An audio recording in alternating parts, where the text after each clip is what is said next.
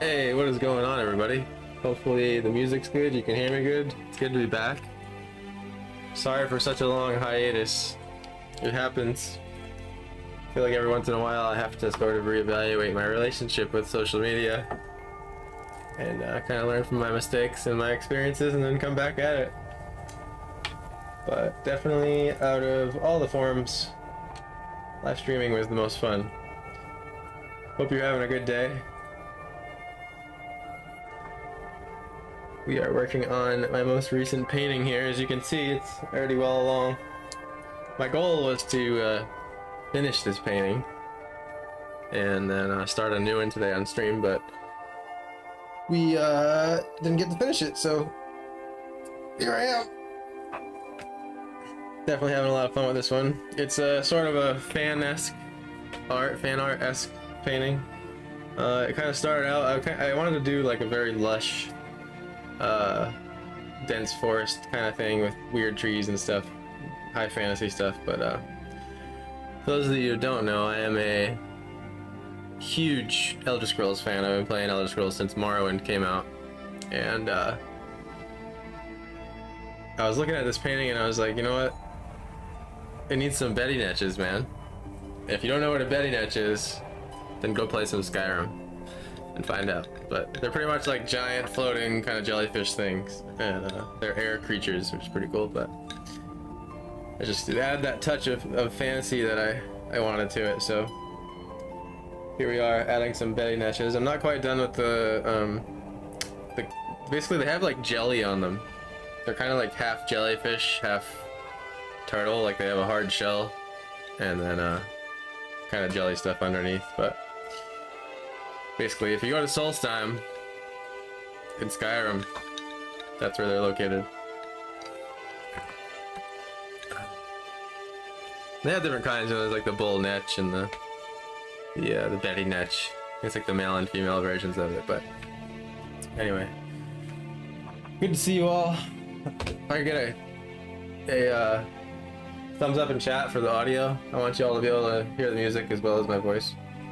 I haven't streamed in a while, so I don't know if my levels are correct, but good to see you here, Dead King. You are one of the most OG watchers in this stream for sure. It looks pretty. Thanks, man. So I don't have a palette camera, but over to the side I have my watercolor palette here. Everything's already kind of going. I gotta get a little bit of water in it. I normally have a spray bottle, but I lost it somewhere along the way. And so what I do is I just dip my brush and kind of squeeze out the water a little bit in each little pan here. Kind of just get a little drop of water in there. This is like a washing brush here. It's really short, but really expensive. This one brush was like $35.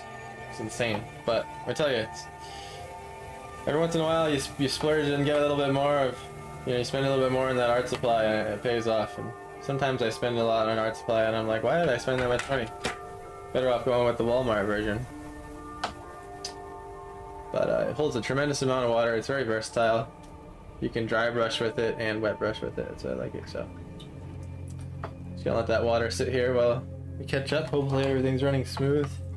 I know it can be a hit or miss sometimes with my computer and internet connection here. I don't have the pro streaming setup where they have a streaming computer and then the computer that they play the game on. They have like two different computers, one that records and one games. But the guard that says, "Psst, I know who you are, hail Sithis." Yeah. I hear you clearly, but the music is slightly distracting. Okay, is it too loud? I can turn it down just a little bit here. I know I have a long track with a bunch of different tracks in them, and basically eventually along the line one of the songs ends up being louder than the other, so turned it down a little bit. Hopefully that's better. Alright, so basically this painting's taking me a bit longer than I wanted it to. I mean, you know, go figure.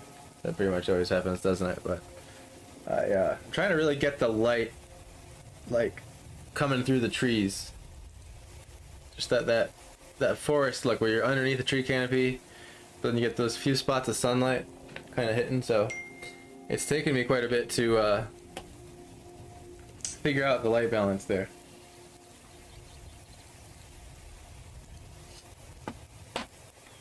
Alright. So when I left off painting the other night, I was working on a lot of these foreground elements. Basically, most of it's done. I need some little more glowiness on the Betty Netch jelly here underneath. And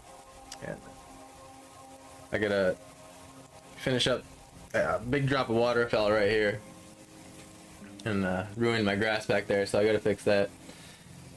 And I gotta work on like the patio stones up front. So is that better on the music, Dead? Not too loud? I guess I'll go to the patio rocks here first.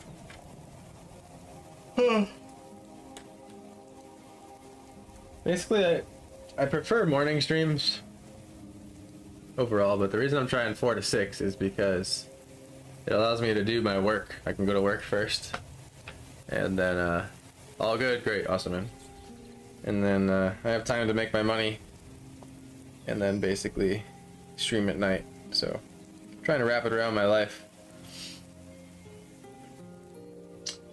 But I know from experience doing this with y'all over the last few years that I catch more of y'all in the morning, because you're either haven't started your day or you're not working till later, kind of thing. So right here, I'm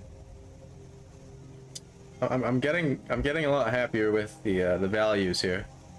I feel like it's readable now that, like, you know, we have a sunbeam kind of hitting the top of the roof of this cabin here, and then also the difference between the sun hitting this grass and these patio stones and walkway stones, whatever you want to call them. And then over here needs the most work. So basically there's going to be some heavy foliage, a little bit more mud and dirt here. It's not going to be pure grass. I just kind of did a wash of that first. I was trying to get it to be the right color. You want to work from big shapes to small shapes. Large values, or less divided values, and then into more to work. I do delivery driving, so I'm back and forth between Amazon and Uber and DoorDash. Basically, I grind that. And I find that I make better earnings if I'm doing like 7 a.m. to like 2 o'clock, because I catch breakfast and lunch rush, and then basically leaves me like 3 o'clock to nighttime for the rest of the things I want to do. Which, granted, it leaves me a little bit more tired for streaming, but like I would rather spend my mental energy in the morning, because that's when I'm the freshest and like the most alert on painting. But hence the balance of life and the things we have to do, huh?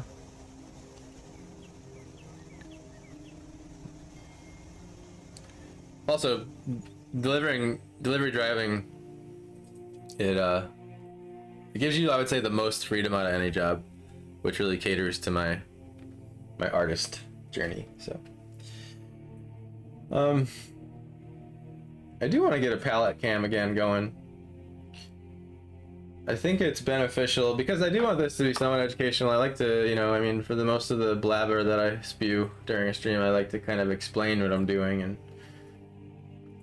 I think it helps me as an artist when I'm watching other artists to watch them mix the colors, because I can put 2 and 2 together more. Now, kind kind of glad I'm already working on a painting for this stream. I usually expect some glitches coming back. All my settings tend to be the same still, so I think we're good, but figured we keep it chill today and get it started. I'm still on the watercolor gouache kick, man, and I keep bouncing back and forth between the two. Or I'm like, oh, no, I like gouache more. Oh, no, I like watercolor more, and they're both very similar. Because for no really good reason, I like to be like a purist. It's like, oh, if I like watercolor, I want to only use watercolor, but because that caters to all the tools and supplies you have, and you don't have to have all this different shit for everything. But basically, I like the combination of the two. I think that's what I've leaned towards the most, where I like to get most of the painting done, or as much of the painting done as possible with watercolor, because I like the way it blends and mixes and kind of washes. And then for touch-ups, I like to bring out the gouache, or if there's any moments, like for example, I brought out the gouache for the blue on this birdie niche here because it was an after the fact decision. So like I already had all this laid out, because with watercolor you have to lay out your lights, so you gotta preserve the light and work towards dark. And so I didn't do that for the bottom of this Betty niche here, so that's like was a good example of like where the gouache came in.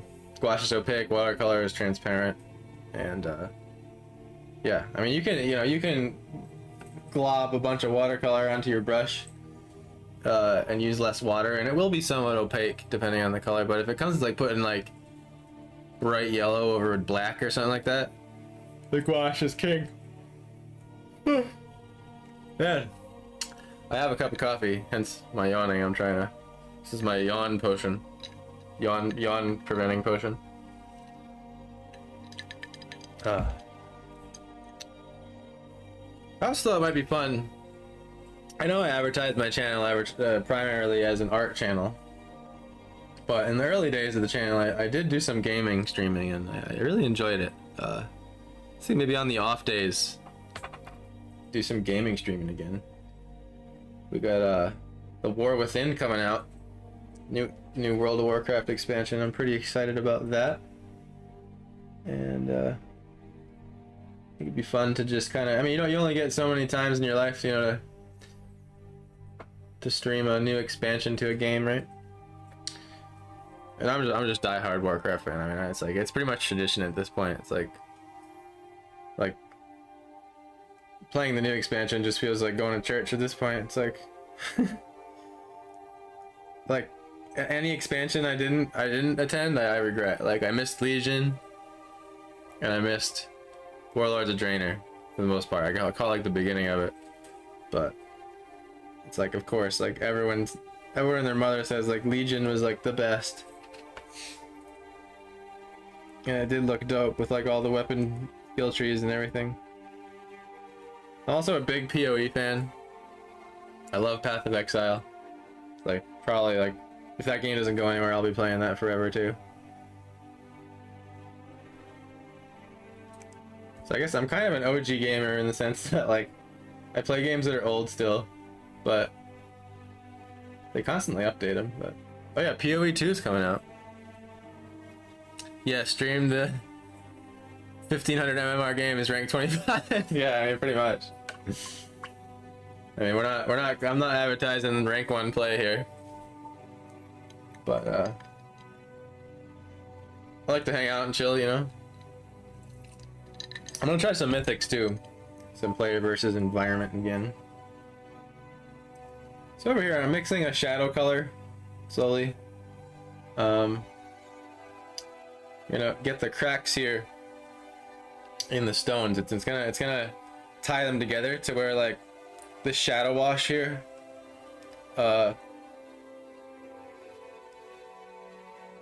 sort of went over those a little bit too much, and the cracks in the rock are going to be much darker than everything else. That's what we call ambient occlusion, or the darkest areas in your painting, the pure blacks, just underneath the crack of this rock here, in between rocks. That's where the ambient occlusion happens. Speaking of video games, you can turn it on and off in video games and see the difference for yourself. Often you'll have to turn ambient occlusion off if you have a crappy graphics card. But who has a crappy graphics card these days? I feel like even like your average $400 Walmart laptop now even has like GeForce cards in them now. Everything's so available. Now I don't want to overdo it. I'm starting slightly here with a little bit lighter of a crack color because some of the cracks are going to dip in and out of pure black, and I kind of want to do a little dance between the variations of the shadow colors. So, and something with stone, especially because it's going back in perspective here, we want to be careful of outlining the backside too much of these stones, because basically the edge that's in light will cover up the crack on this side of the stone. So you might see it go here and here, but then sort of disappear on the other side, and that'll make them feel a little bit more 3D. Hey Mew, good to see you here. Daniel, good to see you, brother. Man, you know, it warms my heart to see y'all here. I gotta say, like, there's always like this self-punishment I give myself in my head where I'm like, you know, because I haven't streamed and haven't uploaded every day, and this crazy upload schedule that these social media platforms demand of you, that like I've lost all my hard-earned fans and people that like to tune in. But it's awesome to see you all here. It's really appreciate you taking the time to come take a look at my creations. Hopefully you learn a little something in the process. Pretty rebellious Mew, thank you so much.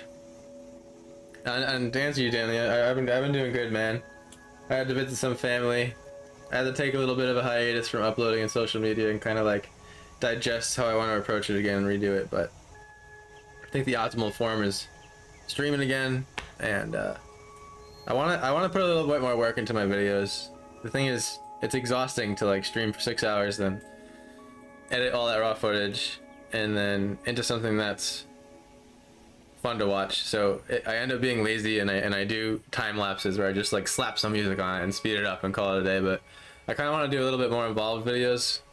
They're not going to be uploaded every day, more like weekly or maybe like twice a month, of kind of like art lessons, or like, and I know like there's already tons of educational art content on YouTube, but again and again and again, y'all have told me like, I like how you think of it, I like how you approach it. So I'm hoping that there's some value in how I do it opposed to others, and maybe get something from that. I'm gonna start with my strengths, things I know how to do well. You know, I can't like teach a human anatomy course, but I could definitely teach a course on landscapes and color theory, shape design, perspective, all the things that I've come to be more fluent in. So, are those nets? Yeah, dude. I thought you were here when I explained that, but basically, this painting started out with no Betty Netches in it, and this probably looks like a bull netch. The Betty Netches look a little different, but I was looking at it, I was like, man, I could totally picture some Betty Netches floating around here. Thanks, man, I appreciate it. And it honestly inspired me. Like, I know before we were all doing the prompts and stuff and thinking of crazy ass ideas, and we will do that again, if not all the time. I just I don't know, I'm feeling like fan art, man. Like, but like in my own style, like making it clear like that's what it is. But like I love the landscapes in WoW. I love the landscape. I love the vibes in Path of the Exile. I love Elder Scrolls vibes. Like, I was thinking it'd almost be dope to like go in the game and like find one of my favorite spots and like go in first person on my character and like just screenshot that and then just like try to paint it like in the style and everything. And like some of these scenes, and like if you have your view distance all the way up, all the settings up on WoW, you're flying around on your dragon riding mount, and like just some of the shots when you're in the sky, it's like, wow, like the artists that work for Blizzard, man, they do an amazing job. And I love that little touch of fantasy. So yeah, I had to throw in some Betty Netches here. It felt like a risk because I liked how it was all laid out, but I'm pretty happy with it so far. And so it pulled me in the direction of a Skyrim painting. Anatomy is a pain. Yeah, you know, the thing with anatomy is like, it can get too easily overcomplicated, right? You can start learning every vertebrae, every bone, and like, you know, if you want to draw a skeleton warrior, that's gonna help. But like, for the most part, it's better to just memorize simple ratios and where things are generally, and kind of start from there, because you can get real daunting to be like, all right, I have to learn how to draw every single part of the body, when it's like, really, you only need to learn, for the most part, like I said, if there's special cases, like if you're gonna do a zombie where like half his body's ripped off and you can see his rib cage, and then it's like, okay, now you need to like medically know the body a little bit better. But and I think it's good to like go research those things for when you're doing that project, because it's kind of hard to like create a comprehensive list, right? Like, I'm gonna go through every single part of the human body, but overall it's like you can get really far with just like, you know, like the pelvis is always halfway between your feet and your head. Adult body is, you know, 8 heads tall. Space between your eyes is here. The bottom of the ears always line up with the bottom of the nose. You can split your face into thirds from your hairline to your chin, and then you can start the head of the circle. Like, all those kind of things, I think, get me much farther in drawing humans. And the thing is, like, I like kind of what you're doing, Mew, what you're drawing is where you kind of just simplify the features. You kind of like animeify them. That's kind of what I do too. But it's on my horizon, and I chip away at it when I can. I actually was doing some portraits in my private sketchbook, just trying to awaken my interest for it again. But every time I want to draw humans, though, I never want to just do like a portrait or like a dog or like animals and stuff just like on a farm. It's like it always has to be so epic because I'm like into fantasy, right? So it's like, if I'm gonna draw a guy, I want him to have like full heavy armor with a sword, like shooting a fireball out of his hand, like, you know what I mean? So I dig myself my own challenges. Sick, dude, looks sweet. Thanks, man. Appreciate it. Vivek City. Oh, dude. What's up, Steph? Good to see you here. Dude, Vivek City. I like that. Vivek City is awesome. Basically, for those of you who don't know, that's from Morrowind, or I should say, what is it, Vardenfell? No, Morrowind's the name of the country, or whatever you want to call it. But it's the city that floats on water, and it's like modular. They're all connected by bridges and stuff. It's really cool. And they have all pipes and drains on the bottom of them and everything.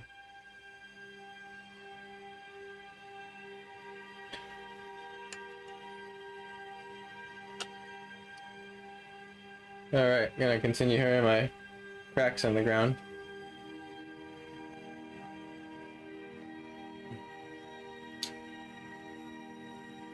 I knew Oz would call them out being netches.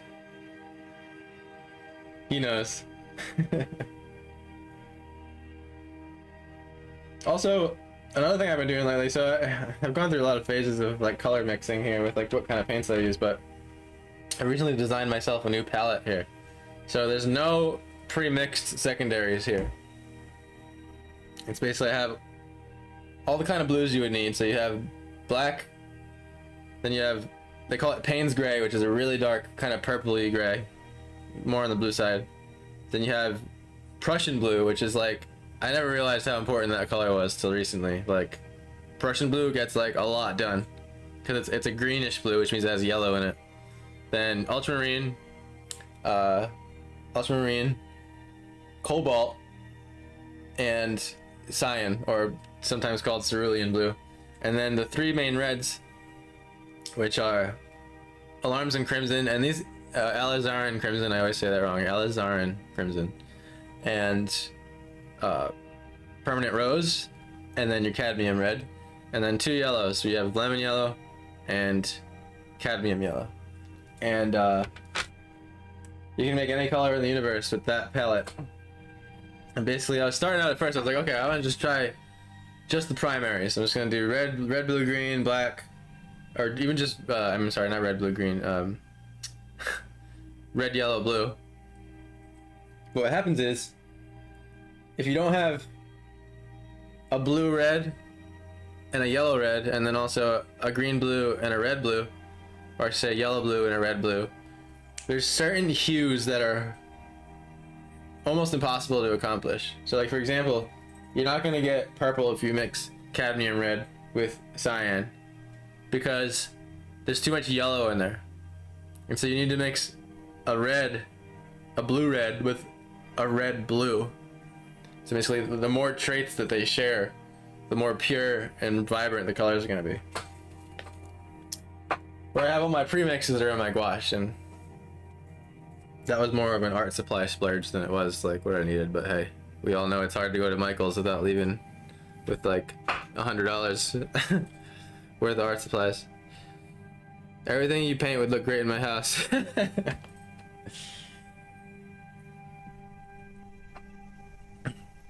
Yeah, you do have a lot of my paintings.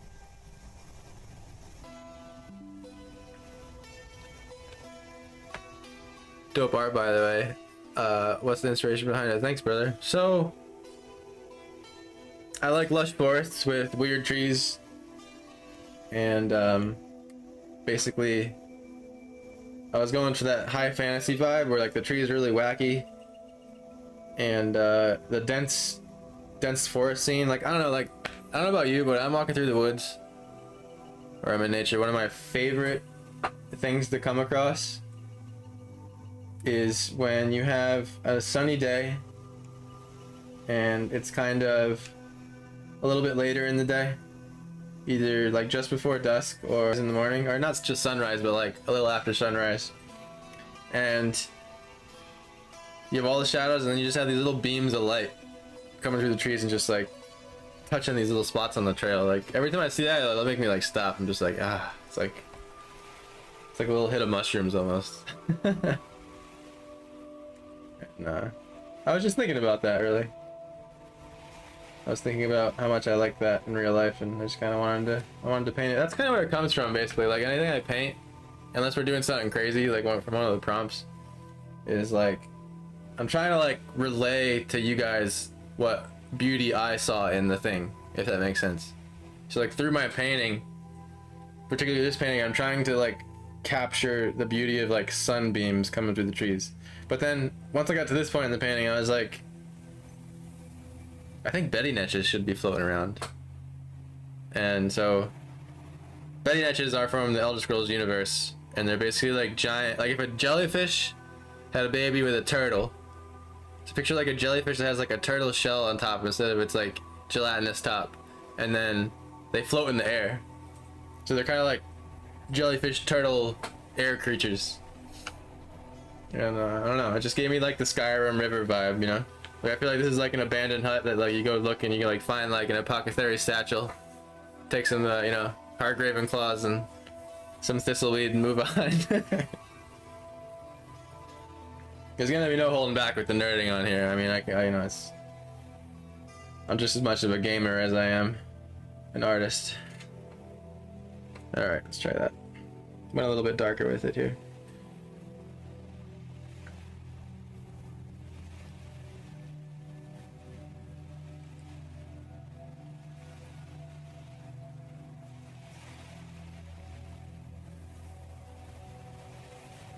Basically, I want to marriage these two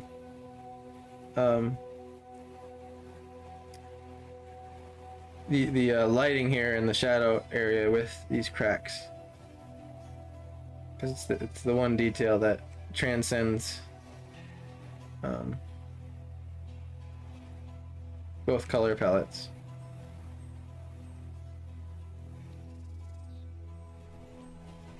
I'm having fun with this painting, and sometimes I like want to get through them because I'm like committed to finishing them, but at the same time I'm not like necessarily in love with the idea. Believe it or not, that's been some of the hardest parts about committing to some of the prompts. And it's not that I don't like them, it's just sometimes it's like I'm not, like there's a difference between like being in love with an idea and liking an idea. I think like to really get like invested in the story of an illustration is different.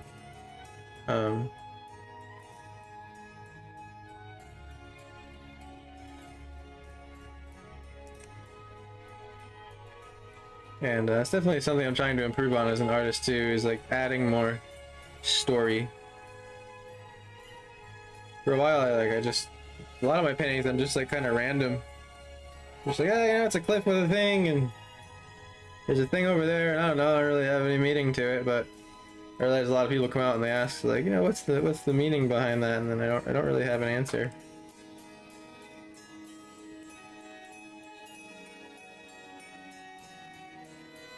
It's good to see you all here.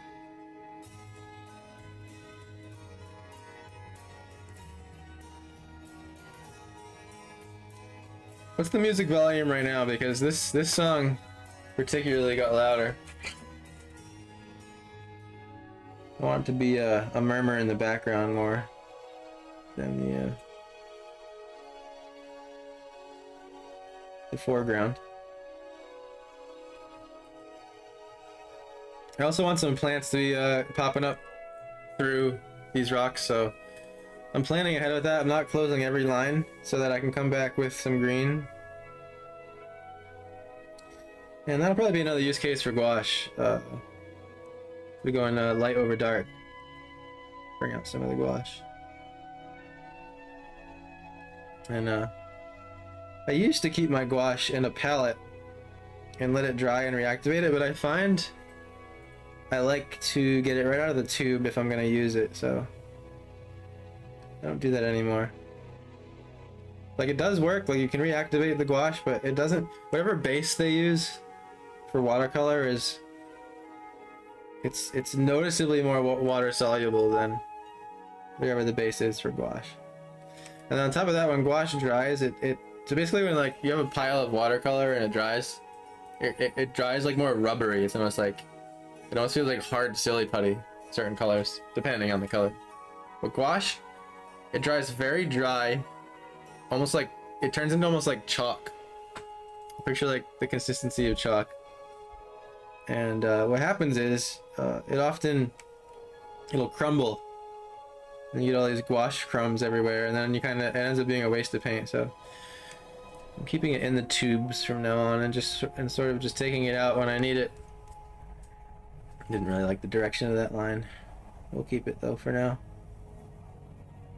So as these rocks go out here, they gotta get thinner and thinner.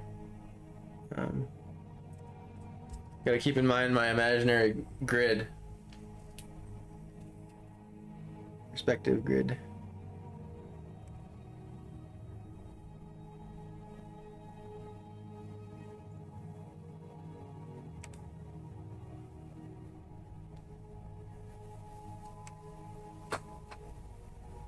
And it doesn't work out that I'm a lefty and that my palette has to be on the left side of my table. Because if you're lefty, you don't want the palette to be on the right side. It feels bad to just reach over to the right. The music is so chill. I like it, dude.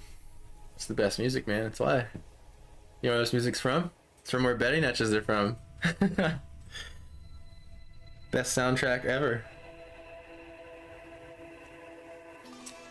And then also, as we go out here with the perspective on the rocks, we don't want it to be as pronounced. So like over here where they're like really outlined and you can tell, you kind of want to start leaving out more of that detail and making more suggestions.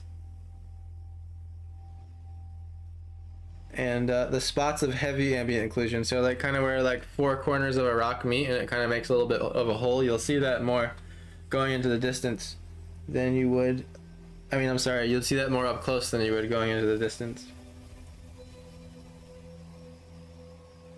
Everything changes in perspective. Okay, so I would say that's the first pass of the slightly darker color.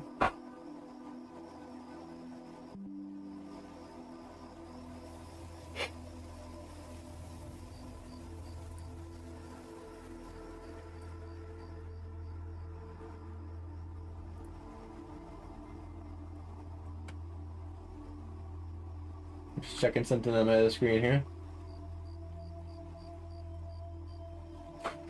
Oh, Pranks, what's good? Good to see you here, Jay. Glad you made it. First stream back in a minute. I'm surprised at how many people are watching right now, to be honest. Like it makes me realize I'm psychologically affected by like social media and the way it makes you think. Like if you're a content creator, you know what I mean. Like if you've tried before, at least, you know.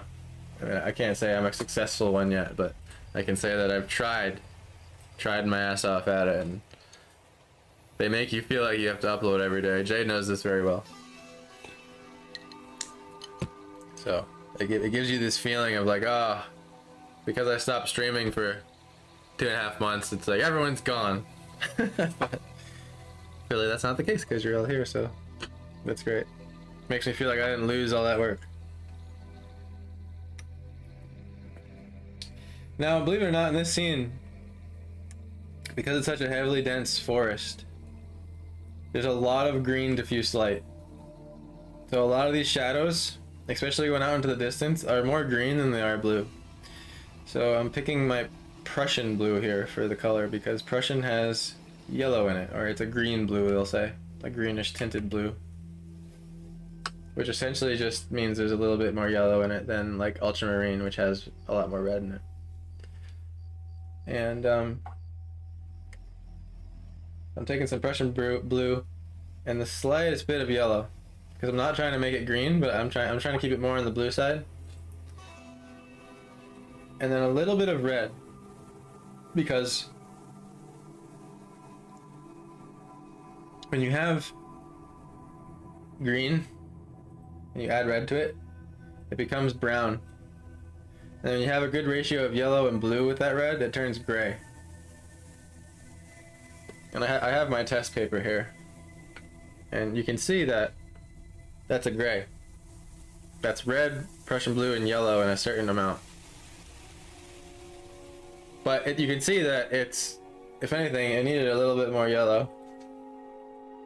You can mix right on the paper here. That was too much yellow. Grab this, a little more red in there, which will bring it towards brown. You can see like you can move any color in any direction. And you bring in that Prussian blue and you see it'll turn that sort of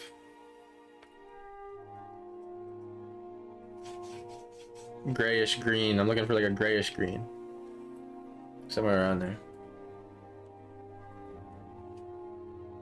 And the saturation amount that you like to do can vary, but I try to be a little bit more saturated than real life. Takes time and no need to stream often. Yeah. That's why I chose an every other day schedule for now, because I remember when I was like going crazy, streaming every single day last time, I didn't have time to breathe.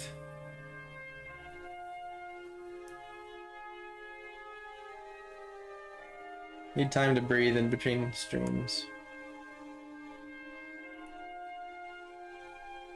This is a lot of the time painting is over here in your palette mixing colors, which is why it's worth having a palette cam. I might even just toss that on during this stream. Okay, let's try this. Water control is the #1 battle here with watercolor. There's a very fine line between too much water and just the right amount, or too little water and just the right amount. Not so much with acrylics. Acrylics, you can be pretty aggressive. They're a lot more consistent. So with this darker color here, actually even get it a little bit darker. Can't be shy about the contrast. It's one thing I've learned.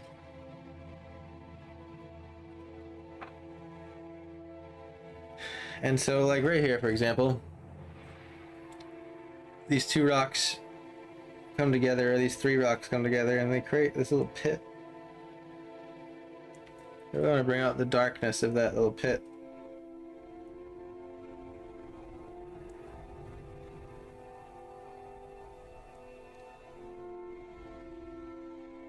Man, it feels so appropriate to be painting this to Elder Scrolls music right now. Feels like I'm in the painting.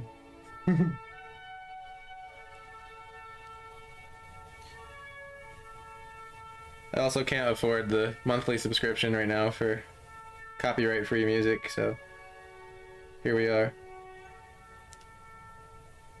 And it kind of sucks, to be honest. I mean, you'll have chilled with me on the streams where it's the copyright-free music, and we'll have several moments where I have to change it because it's kind of cringe.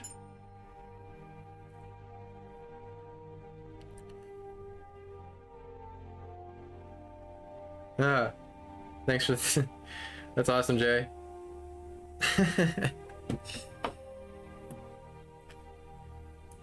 Ben Steele, what's up, man? Welcome to the stream. Thanks for hopping in. Wait, are you the you're the Dixon art guy, right? Your name looks familiar. Because I know another Ben that I'm friends with on Facebook, so I second guessed myself. Good to see you, man. And thank you. Working on a forest scene here. We have ourselves some air jellyfish, which in the nerdy video game world we call them Betty Netches. You can think of it like a, you know, sky whale equivalent to jellyfish. But we all know that sky whales have been done enough. No, I'll probably have to contribute to sky whales at some point. But it's definitely not a new idea.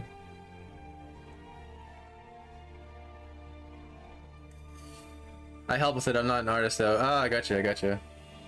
I will be filling out that application today and sending it to you. I was really busy over the last couple of days and I missed your message about the payment, so.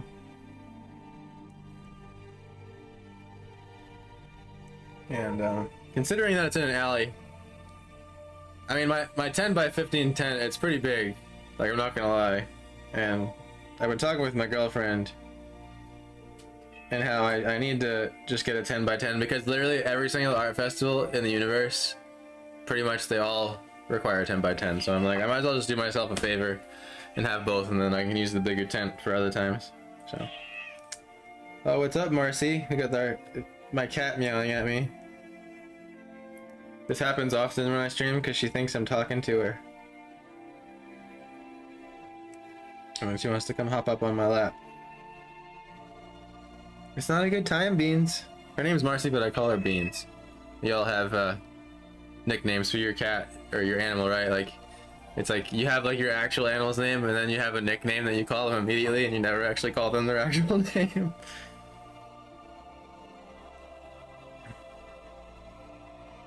I know you want him to be on my lap. I'm painting.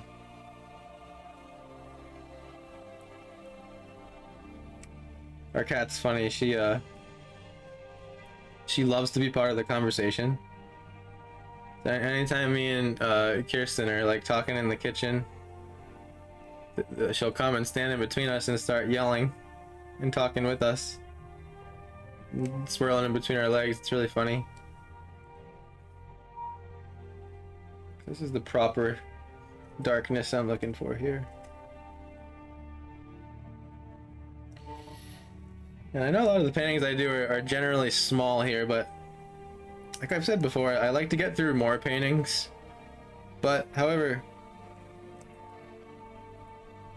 I do have the next size up. Right now I want to work through this. The next several streams, I'm going to work through this. I got this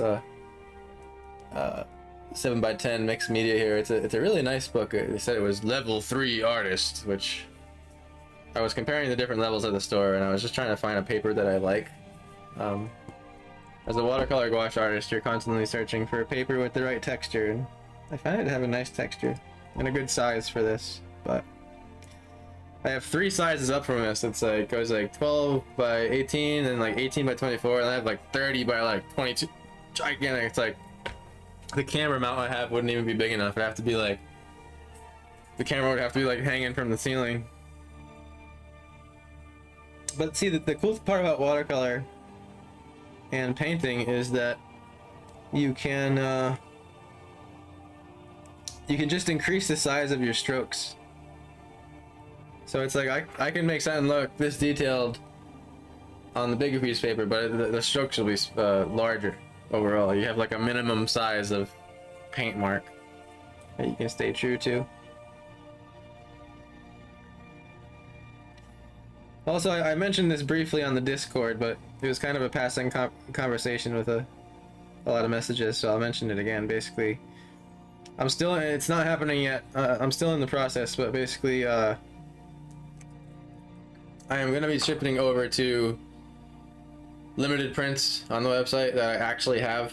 So basically, the way I have it set up right now is I have on-demand prints, and basically, and it's gonna be a mixture, but basically, I'm moving towards limited prints, the main ones of the newest work, and I'm gonna have to be a big gutting of inventory where like I'm kind of gonna get rid of a lot of the older stuff, and it's gonna be sold out, because I just kind of feel like I've moved on, and I'm at like a different stage in my art path, and I kind of want it all to be more recent art, but basically I like to put like as much loving into like the packaging and handling and shipping out of the art as like I do to the art itself. And I want to be able to like hand sign these prints and have them limited and send them to myself. So I am currently in the process of finding, and basically they're going to be on higher quality paper. So before, the prints were on high quality paper, but they weren't on like textured art paper. They were on like high luster photo paper. And basically, what's cool about the new prints I'm looking into is they'll actually, if I'm right, like I'm waiting to get some test ones in. They'll actually feel like the watercolor paper, and you can choose the texture amount on the paper. And I just like that real feel more. And then also, I want the inventory for when I go do art shows, basically. To have. Basically, I've struggled balancing having on-demand printing with enough inventory. Because then it's like, what do I order, you know, versus what do I not order, blah blah, so.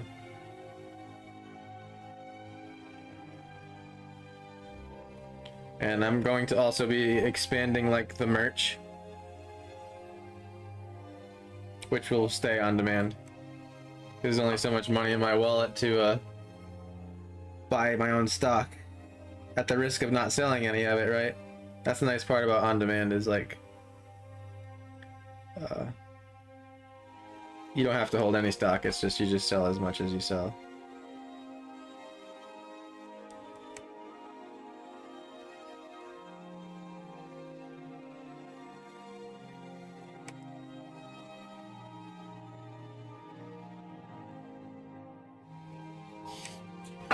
Okay. Your packaging is always amazing. Everything is always arrived in perfect condition. Awesome. I appreciate that good review. I probably, if anything, I probably overpack because I'm just like so nervous. I actually had a terrible accident. One of the paintings I shipped an original painting. It was a big one, a big acrylic, and I mean the way it got damaged, I don't think it matters how well I packaged it. It would have had to be in a steel box. But basically, like a forklift, wherever it went, in one of the like layover facilities, wherever it went, a forklift went through the painting and completely destroyed it. And so that kind of gave me the trauma of like, okay, I need to like pack the crap out of these things.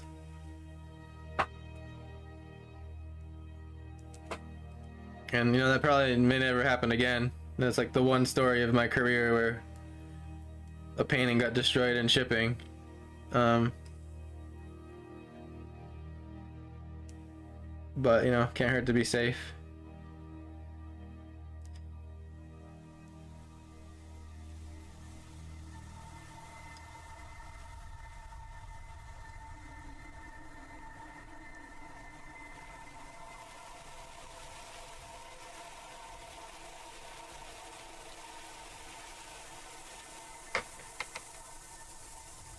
Alright.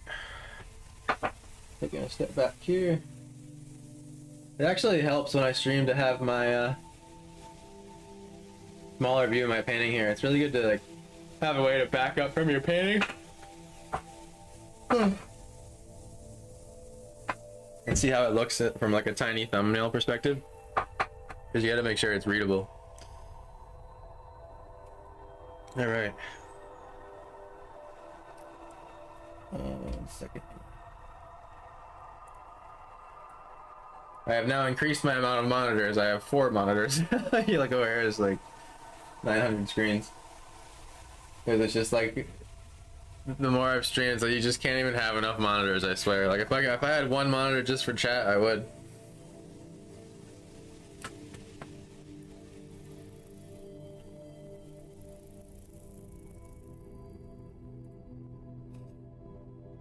Alright, I'm liking how those cracks look a little more.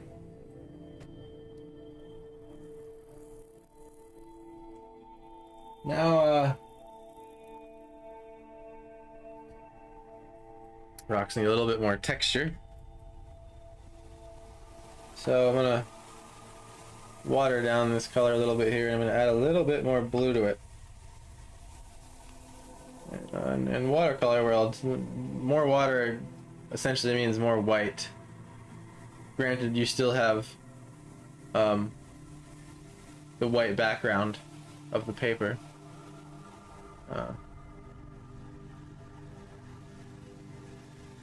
So it's either more white or more transparent. Can you believe I've already been streaming for 54 minutes? Are you kidding me? No wonder why we did those streams for like 13 hours, no problem. Shit was crazy.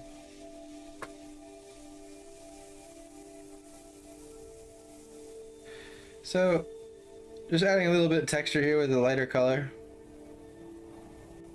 These rocks aren't perfectly smooth in my world here that I'm making. Kind of want to give the vibe that this isn't necessarily a very perfectly well-maintained place. It's kind of more off the beaten path, you know?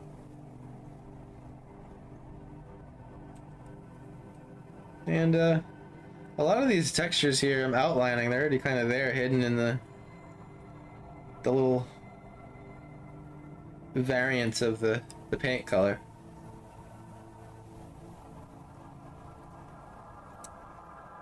That's what's cool about watercolor. A lot of the times after you do a wash, the paint will naturally make all these little textures for you, and you can sort of just bring them out a little bit. So another thing I'm doing is I'm on the side of these rocks facing us, I'm bringing out their edge a little bit, because to me these aren't perfectly flat, so it's not like a tile floor, right? Each rock is sort of raised up a little bit. They sort of bevel into the ground. And can bring that out by adding a little dark edge here. Just want them to feel slightly round as they curve down into the crack.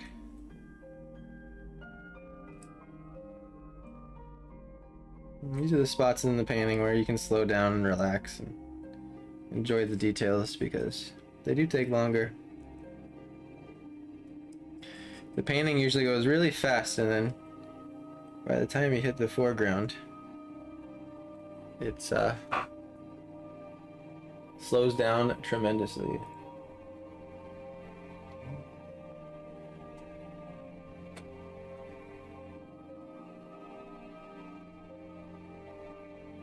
Here's a good one.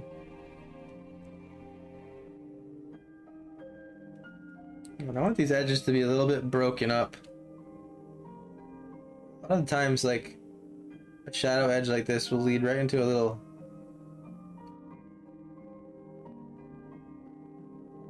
like crevice on the rock, whatever you want to call it, like dimple.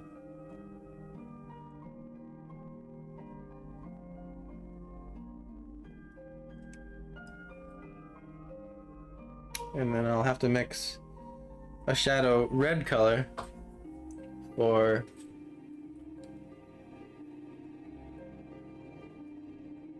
the sunlit parts, which will be much brighter. If anything, I already kind of have it mixed here, but I have to remix it a little bit.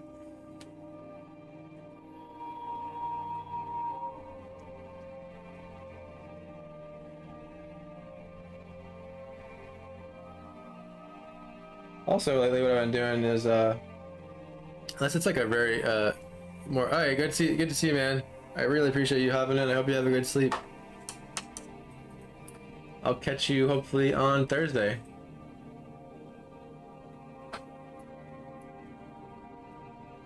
For the next stream.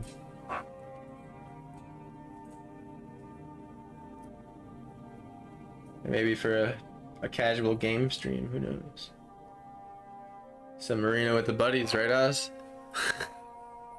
some 1250 arena, 1250 CR. All right.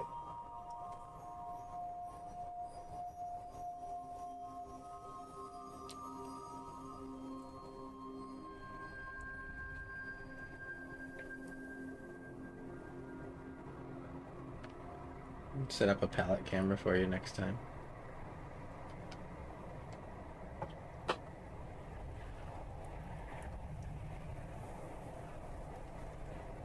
Let's see, it's probably a good color.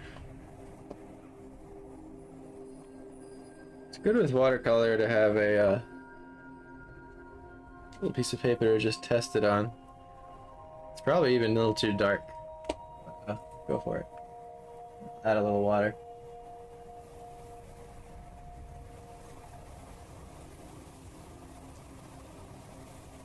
Thing is too, there's not much real estate like on the screen for like all the different cameras. That's the other issue I'd run into too. I want the drawing to be as big as possible. Let's try it right here on this edge. Actually pretty good.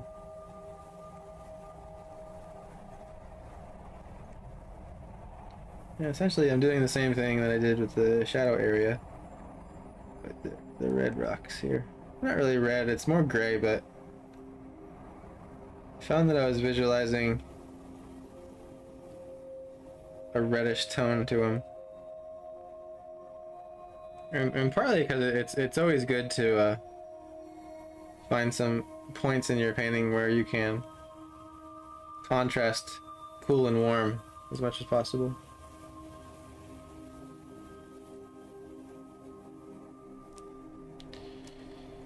It's easy to overdo with these details too.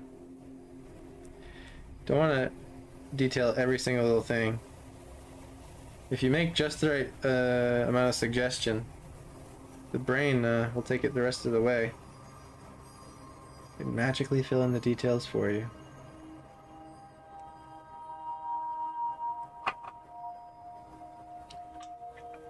Alright, that's looking better. I feel like the cracks are more there. Alright. I cannot stop yawning. Alright, so the next decision I gotta make is over here in this grass. I've been torn with, if I want to add a tree, like, in front of this Betty Netch, but I don't think I do because it's so, like, it's almost like a main subject now. And I kind of already have the Betty Netches back here, so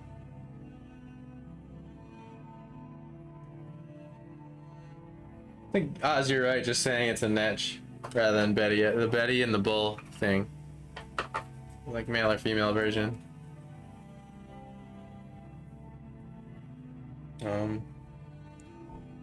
Over here grabbing some Prussian blue. Turning my stone color that I was using into a bit more of a shadow color.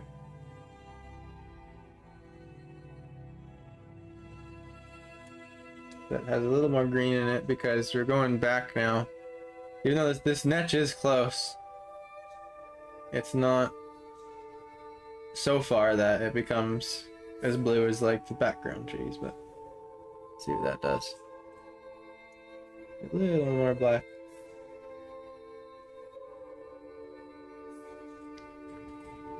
Also, I have a sponge over here to the left that I use to get excess water off and stuff.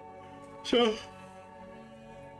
when I watched this recently, I went over the Betty Netch's leg a little bit here, a tentacle. So I want to bring it back out. Hello, Beans.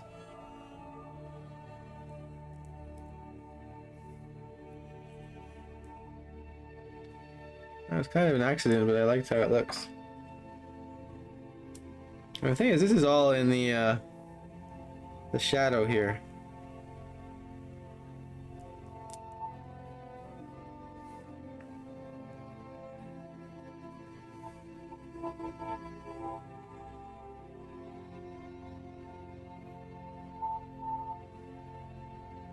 So I don't mind if it sort of disappears a little bit.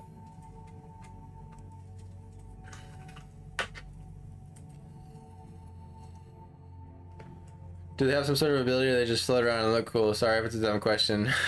It's not a dumb question. They pretty much just float around and look cool.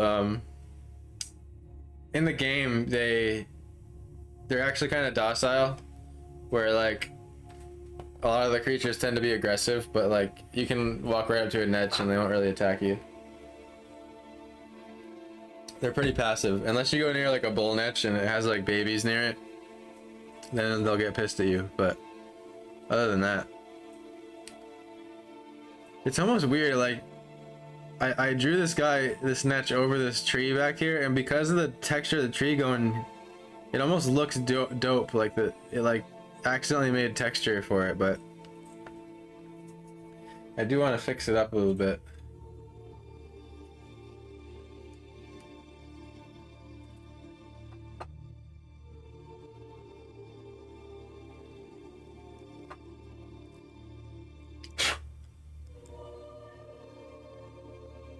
Just bring out like some of the details on the carapace, whatever you want to call it.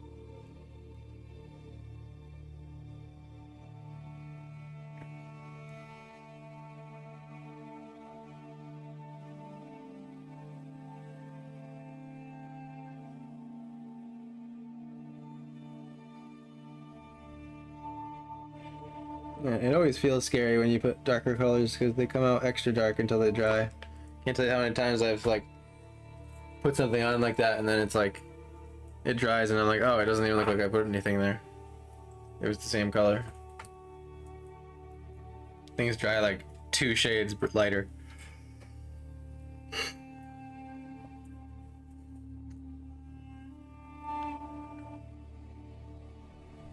It's almost like if a sunbeam could be hitting the netch, that'll really make it pop.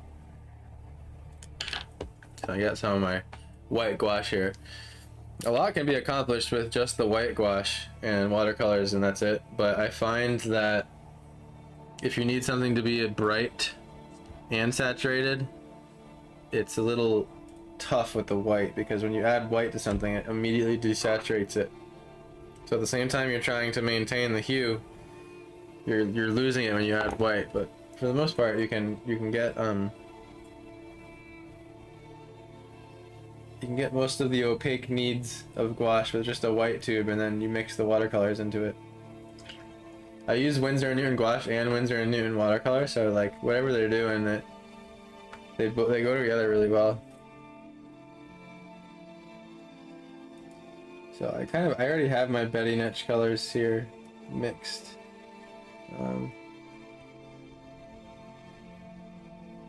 Do a little experiment here.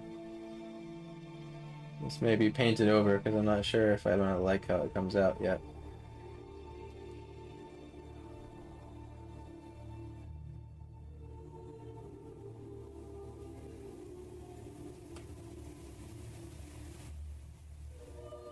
And sometimes you want it to be desaturated, so the white's nice.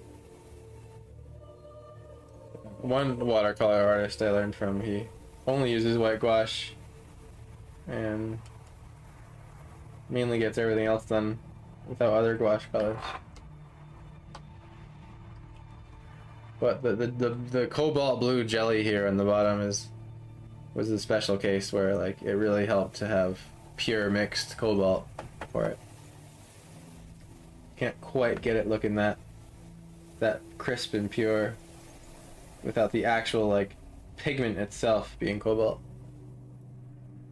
Because you have paint colors you can buy that are two colors mixed, and then you have paint colors you can buy that are pure pigments, they call them. So like literally like the molecule itself in the pigment is that color. So let's see here, I'm gonna bring this out a little bit. I don't know if this is gonna be the color I'm looking for.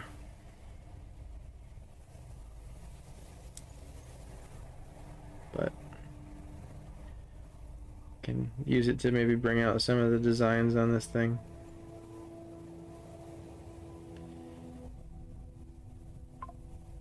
It's like they're kind of carapacey, like they're kind of buggy, but at the same time they're also it's like a turtle shell.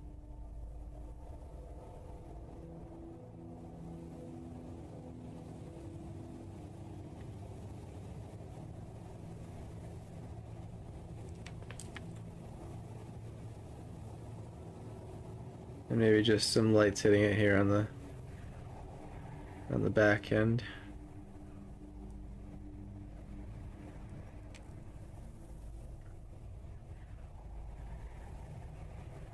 Can start fading it out there.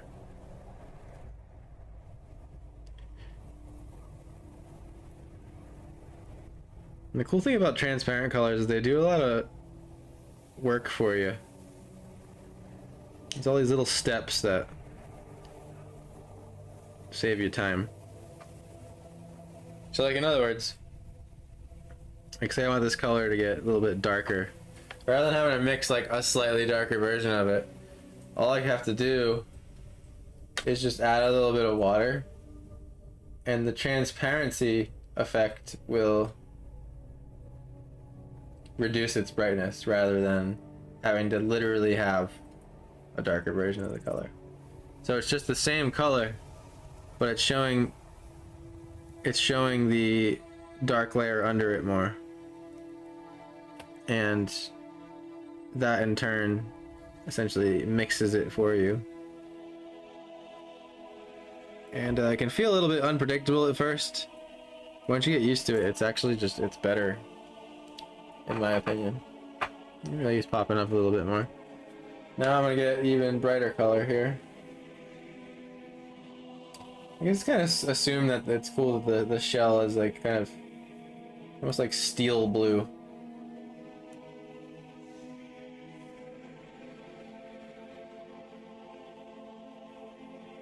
But I also have to keep in mind that the sunlight, like for example the little beam of light hitting the top of this cabin here, is warm. And so I gotta try to bring that in a little bit. See. Let's just see what happens if I just straight up bring in the warm color.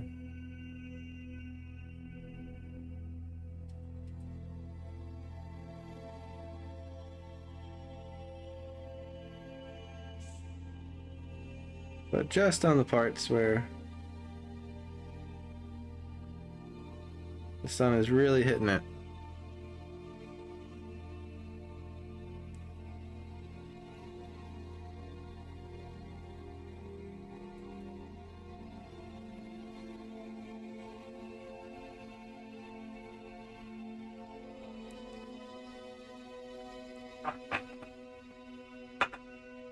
There we go. I feel like that separates it from the tree a little bit better.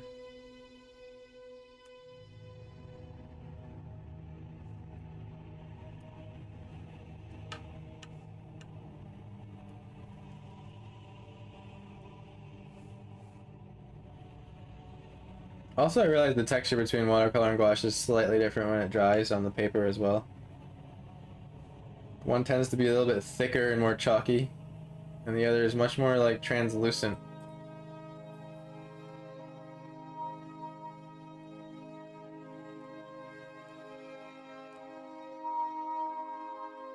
I think we'll have to do is come back, and I didn't necessarily finish drawing out this whole niche here.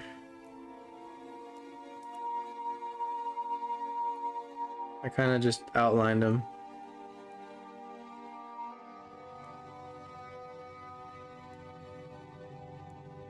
Well, I don't know if I said this already. That was something I wanted to say earlier when I was talking about watercolor. Was um, I've been enjoying drawing out the painting with a fine brush and the watercolor itself. So like doing a line drawing essentially with the watercolor and then painting. With more complex subjects, I bring out the pencil, but what I like about it is like all the drawing and mapping ends up just getting perfectly hidden because you're already using the colors. So that's nice.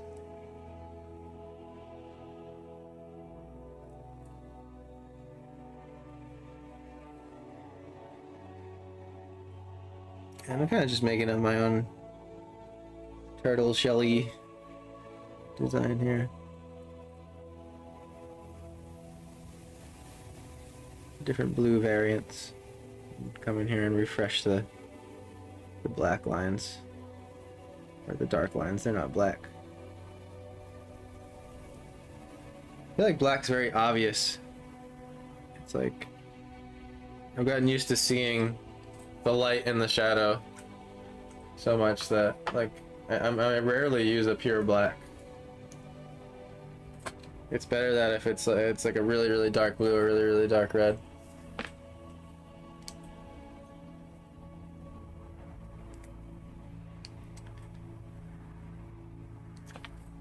Letting that dry for a second and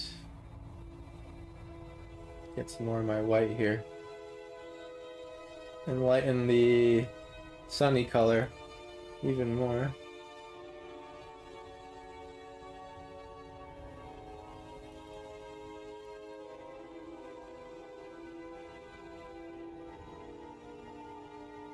Don't want too much red to leave it though.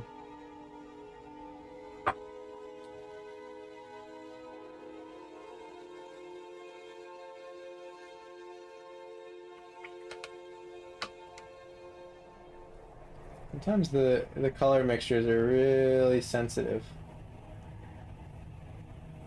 to where like you almost have the color and you literally toss like one molecule too much of a color and then you just start all over again or add another primary to balance it out. Let's see what this does. Still a little bit too blue, honestly. Be a little sunnier. Trying out this yellow called Naples Yellow. It's very bright. It's almost like a very bright raw sienna. It's where it's very yellow, but it's not pure yellow, which tends to be a little bit strong.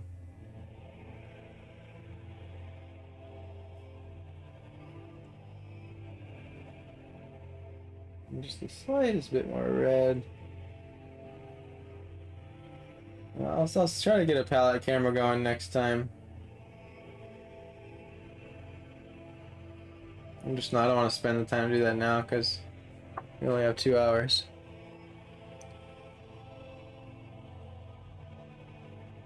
I'm gonna just stop and start that recording. Like we've learned before, if I let it go too long, shit ends up freezing.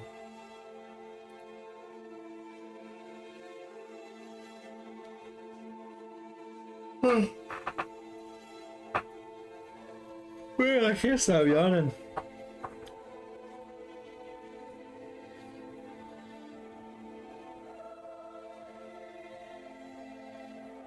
Let's see what this looks like.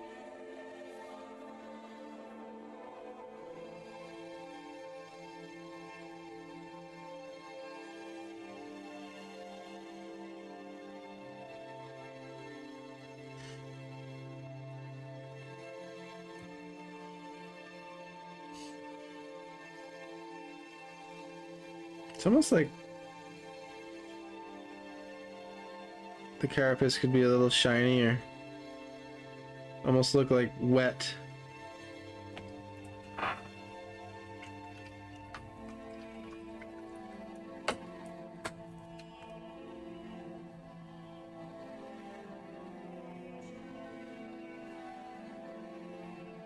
I have to probably squeeze more white out of the tube here, but you go extra bright with it.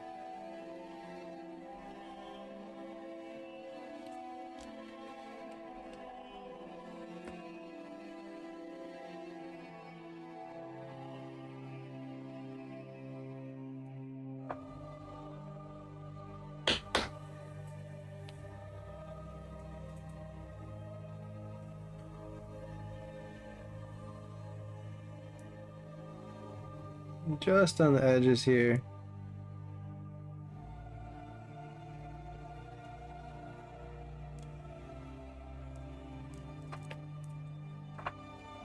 Yeah, it's probably still not bright enough. Connect that little part.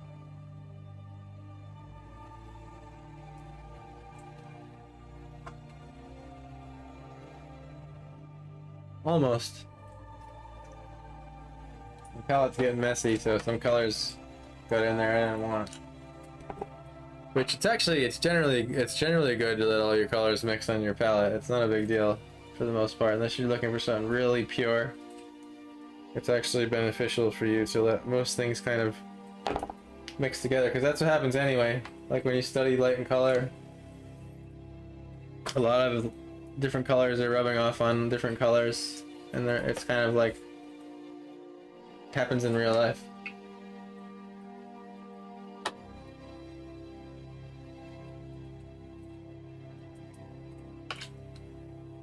I destroy the tips of these detail brushes so fast because I end up scooping paint and mixing with them. Alright. Let's see what white that is. So that's pure white.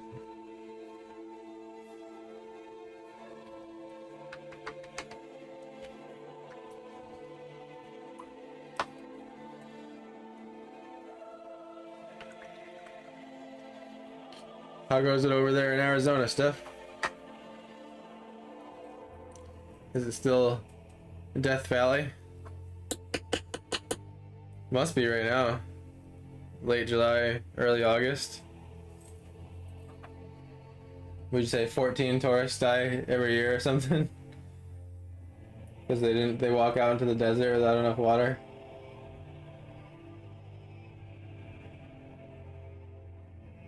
Are you guys still at the same house?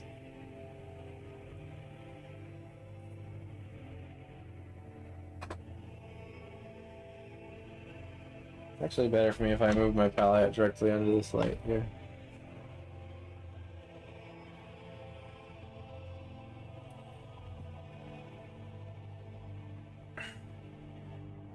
I don't know how people painted back then, man, with just candles at night. The lighting must have been terrible. It goes screaming hot, yeah. What was the hottest day this summer so far? Did you guys have like a crazy one?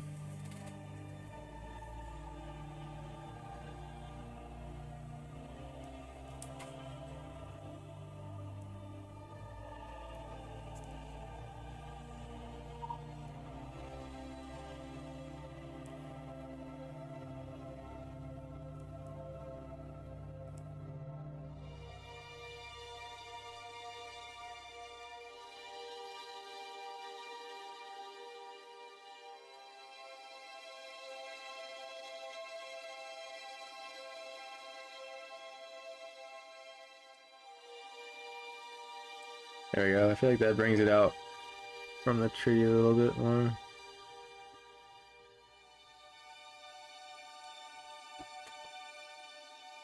I think I just need to bring back some of those crevasses.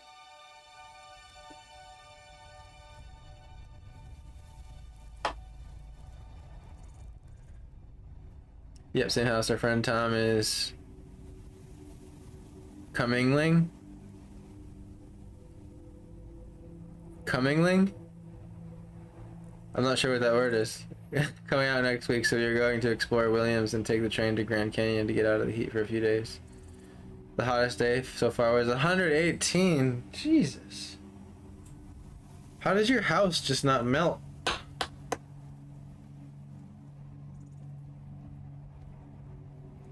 Seriously, how does your house just not melt? liquid magma shingles.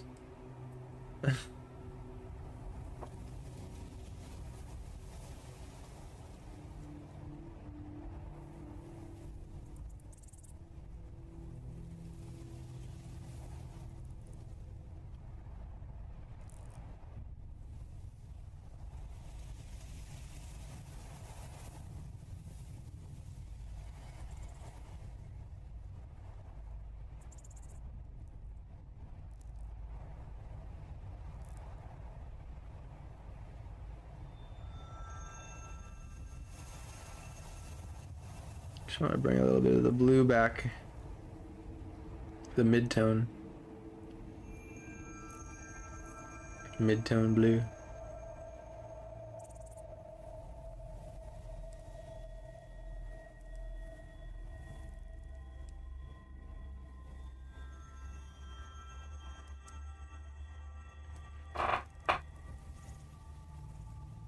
There we go.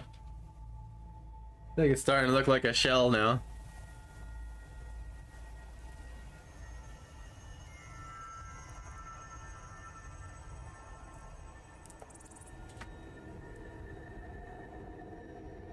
Okay. I feel like the legs on it could be even a little darker. I don't want it to blend into the tree too much. Take some Payne's Gray here, they call it. And Payne's Gray, it's pretty much black. It's very dark, but maintains a bit of its blue.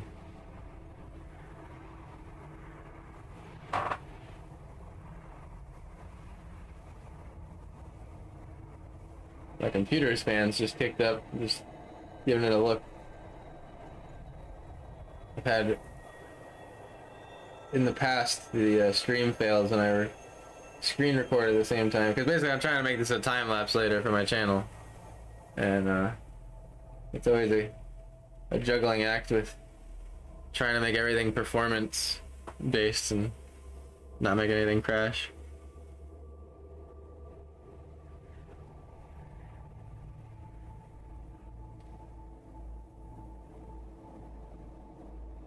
So you can see that in front of the grass now.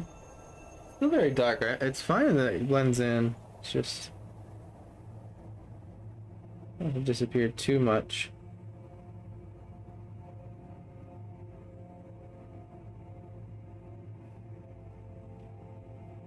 Just had a second where I thought my head was going in front of the camera.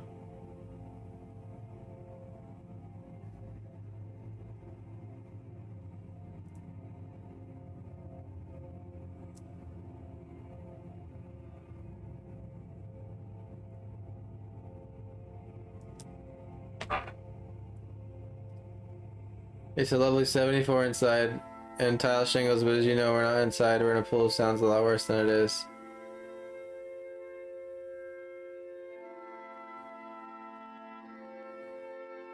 Yeah. I remember for me it was like, it was impressive how fast like the water just drains out of your body. So you drink a whole glass of water and or like three whole glasses of water, and it's like you don't pee, and it's like you don't really sweat that much. That's the weird part about it too. It's so dry, but like the water just leaves you. And I swear, like 3 or 4 times, it just felt like sand appeared in my mouth. I literally thought just like suddenly I had sand in my mouth.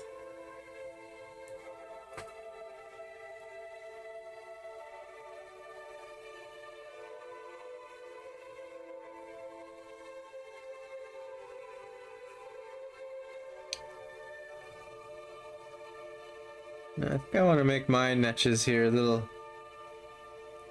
more glowy than the Elder Scrolls one, even though it does look like it's glowing a little bit. I'm gonna pull it out a little bit more. here's where the gouache will come in. So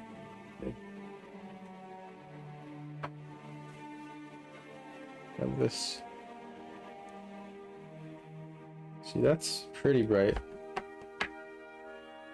See how bright this is. See, this is turquoise blue. So too yellow. It's almost like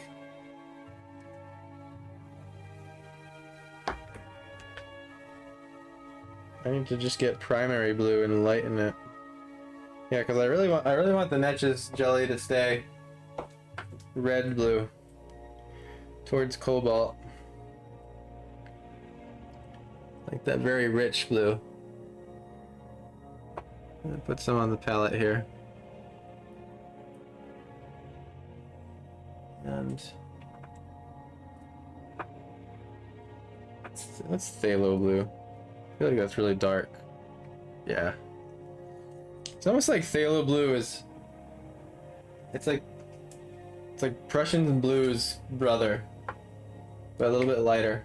It has the same greenish tint to it.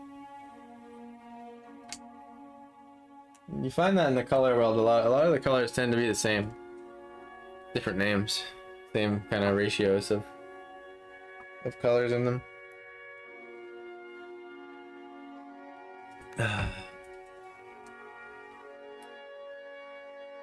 Yep, that sounds like Phoenix in the summer, yeah. Yeah, it was... I remember it was I don't know if it was Walmart. It was one of the stores we went to, because I remember they had the sprayers outside. And we were talking about them. I remember like that memory was attached to when my mouth was dry. I was like my tongue would just dry out. And like even though I wasn't thirsty, it would make me want to like drink water because it felt like I needed to like rehydrate my tongue or something. It's hard to explain. Alright. Now I'm mixing a little bit of this white into this. It's called primary blue, and it's pretty much cobalt blue, but a little bit brighter out of the tube. So I'm trying to just get a little bit brighter of a color here. I have a water drop of doom coming off my brush here, so I'm wiping it off. Let me see here if I look. It's still even a bit too. Let me take some cobalt literally from the watercolor palette here.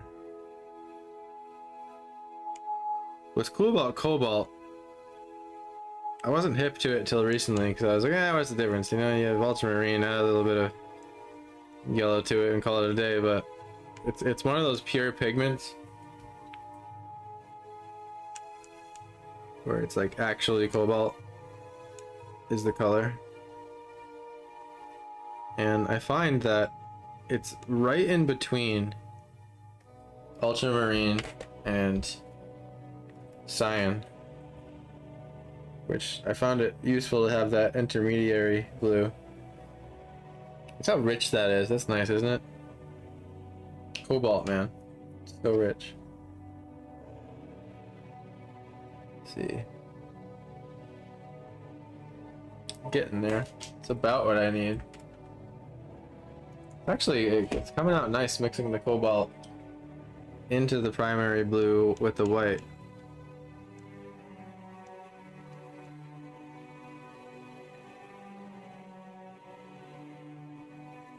Yeah, the primary blue is still way too green.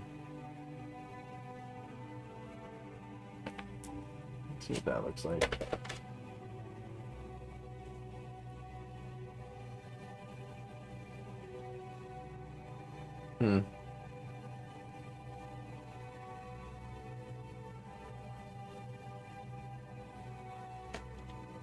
It's a fine line.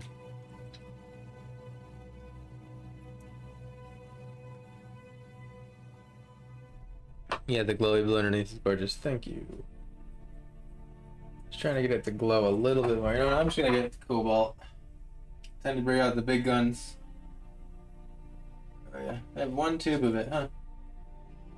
Stuff is expensive, man. There's certain colors that are ridiculously expensive compared to the rest. Cobalt, cadmiums, like the yellow and the red, and what else? I can't think of it. But basically those three. Cobalt, cadmium yellow, cadmium red. Very expensive. Crazy expensive. Look at the richness of that blue, huh? And we can see if I go on the paper here, it's like just so rich. There's just something about that pure pigment cobalt, man. It's crazy, crazy blue. I don't want to use it, I just put it on the paper because less is more. With gouache, it goes really far. That's probably why they don't sell them in big tubes. It spreads out a lot.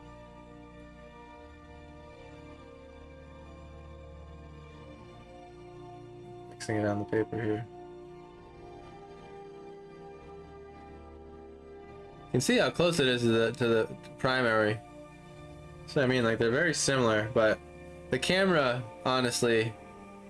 is honestly making them look more the same. Like if you see it in person, I feel like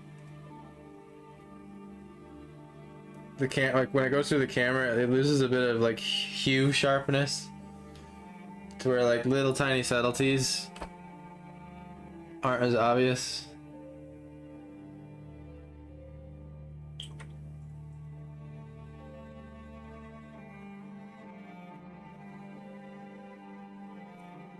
Okay, I'll try that. That's pretty much how I got the color last time.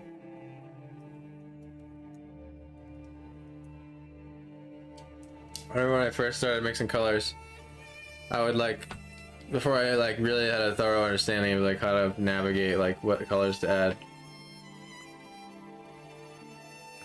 I remember I would get so lost because I would actually try to remember how I mixed colors, like how I got there, because I wasn't exactly sure how I was getting there all the time. If that makes sense. Okay, I've saved your note. Oh. See, that's why I don't like the Alexa thing. It's like, I swear it's always listening to me.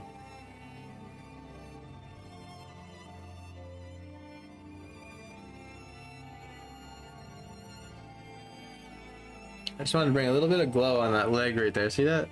It's subtle. But, to me, it makes it feel like there's light, a little bit more light coming out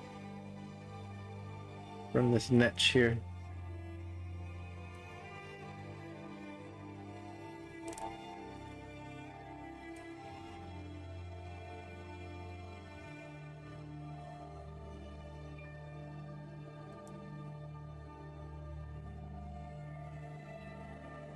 And, I forget what it's called, but there's a whole map for all the different hues. There's a guy who figured it all out, and he mapped them all out. I can't remember his name, but basically, long story short, blue hates being bright. So like there's certain colors that like when you lighten them to be lighter versions of themselves, they love it. They're like, yeah, I'm already bright, but blue is the darkest hue out of all of them, particularly ultramarine hue, in the sense of value. So like if you turn ultramarine to grayscale, it'll be darker than if you turn like cobalt to grayscale slightly, naturally. But when trying to lighten blues, they lose their blue much faster than other colors.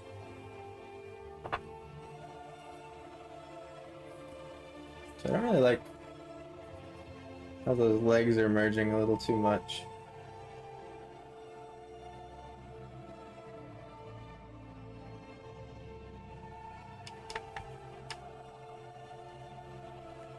I swear, when I paint at this table, my ceiling fan, it dries out my colors like way faster than any other place I work. which I guess in some cases it's good, but I generally like my watercolor pans to be somewhat moist constantly. I'm actually grabbing straight black, which is rare. So sometimes you don't need black. Like basically if you have Prussian blue, ultramarine, red, and yellow, you can get pretty much every color in the universe, more or less them being as rich as they can possibly be through pure pigmenting. But I find black useful for when you just want to darken something a little bit but maintain its color within reason, of course. I mean, you add too much of anything to anything, any color, and it'll eventually take it over. But I find black and Payne's gray to be useful tools in darkening slightly. Like again, if you add too much now, it's just you're gonna lose your hue, and you'll find that like when using pure black, it can look a little out of the universe. I'm just gonna curl this one up. Now, I'm going extra black here just to see. I'm just pushing the limits. You have to experiment a little bit and take risks. I could go to say that that's for a lot of life, but there we go. It's standing out better now. I liked how dark I went with it there. Basically, I'm just trying to separate it from the right leg.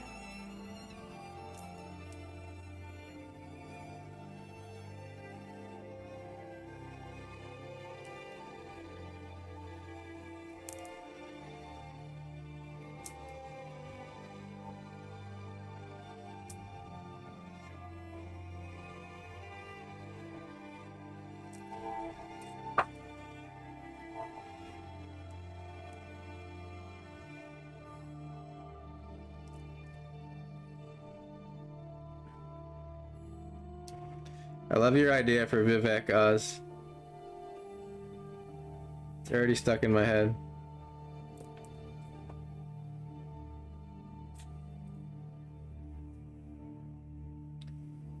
And I've added a lot of Prussian blue and Payne's gray to this black to maintain blue. Sometimes you can't even really see the color, but it's there. It's like you can't actually see it, but your brain is. So you can think of it almost as like invisible information.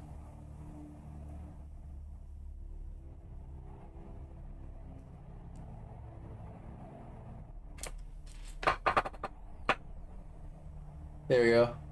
I think the black legs on this end, on the left side, made that blue glow quite a bit more. It's all contrast.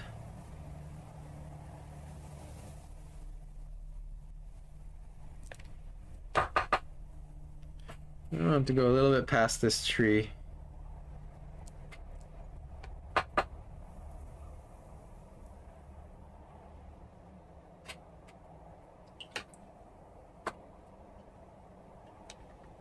I'm happier with the light on top of it now that it's dried. Let's see its true form.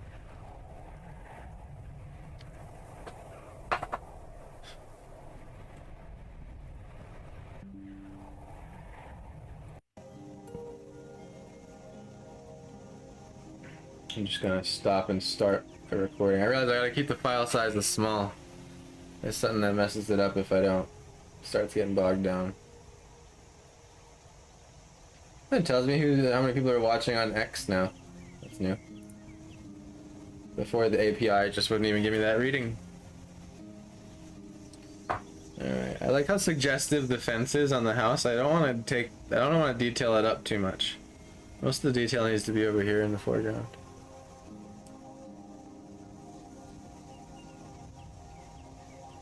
Alright. I think now I want to move over to this foliage a little bit and starting to be the part that's the least worked on.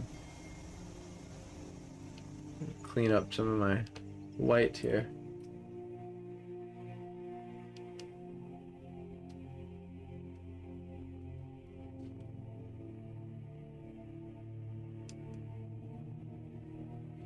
Actually, I had to go grab a paper towel really quick. 1 second.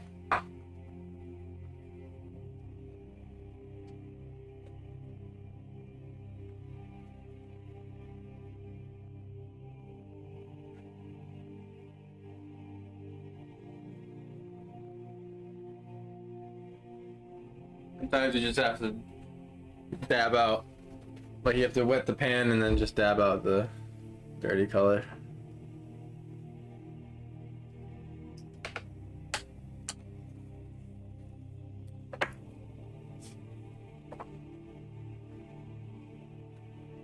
There we go, that was in my white there. White's controversial in the watercolor world because a lot, there's two clubs. One says, oh, white's useful because it can help you make more pastel colors, and then the other says you don't need it because it's just white paper, you just add more water. And the thing is, both are right in my opinion. I think what happens too is, even though it's not gouache white, it still adds like a little bit more opaqueness to the paint, so take that for what it's worth.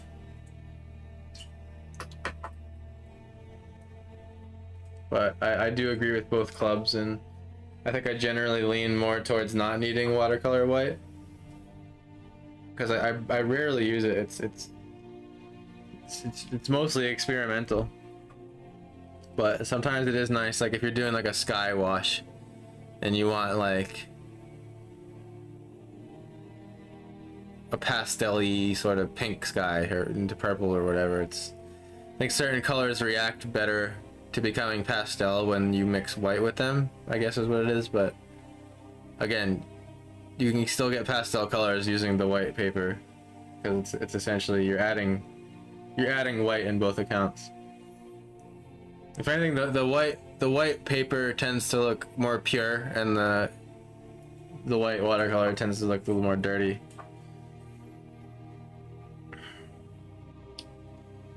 All right, let's see. So basically I have to mix myself some more green here. Now, green's a fun hue. There's so many different kinds of greens. But basically you can simplify them into thinking, is my green more blue or is it more yellow? Is the question. And then you can even say, is my green more red? But the thing is, when you add red to green, it moves towards brown. But again, like bringing back Prussian blue. Prussian blue is a very useful color because it's pretty much a green blue. So it makes really nice greens. Basically, the primary of the color that you're using, whatever you're trying to make out of it, make sure it has a little bit of that in it. So it's like if you're trying to make a really brilliant purple, you want to use ultramarine because purple is red and blue mixed together, right? And ultramarine is blue with a lot of red in it. So if you take a blue red and a red blue, that's gonna get a way better purple than if you take a green blue and a blue red. Because what happens is the colors are more pure when two of the three primaries are more related. What happens is you get more grays, browns, and muted colors when all three primaries are in the equation. You get more pure colors when only two of the three are in the equation.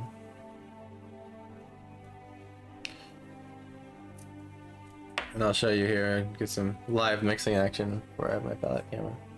So I have some Prussian there, and you can see it's a very green blue. It's drastically different than ultramarine if you look over there, or cobalt. Look at that cobalt. It's just a different animal. And I find cobalt's very right in the middle. And there's uses for it. I'm still learning about my uses for cobalt. I'm gonna take some cadmium, and I'm just gonna mix that in. Boom, we have green. It's magic. You're essentially kind of like a chemist as a painter. Very basic chemist. You're working with ratios. And so what I like to do, and this changes all the time because I'm constantly experimenting to find more efficient ways and paths.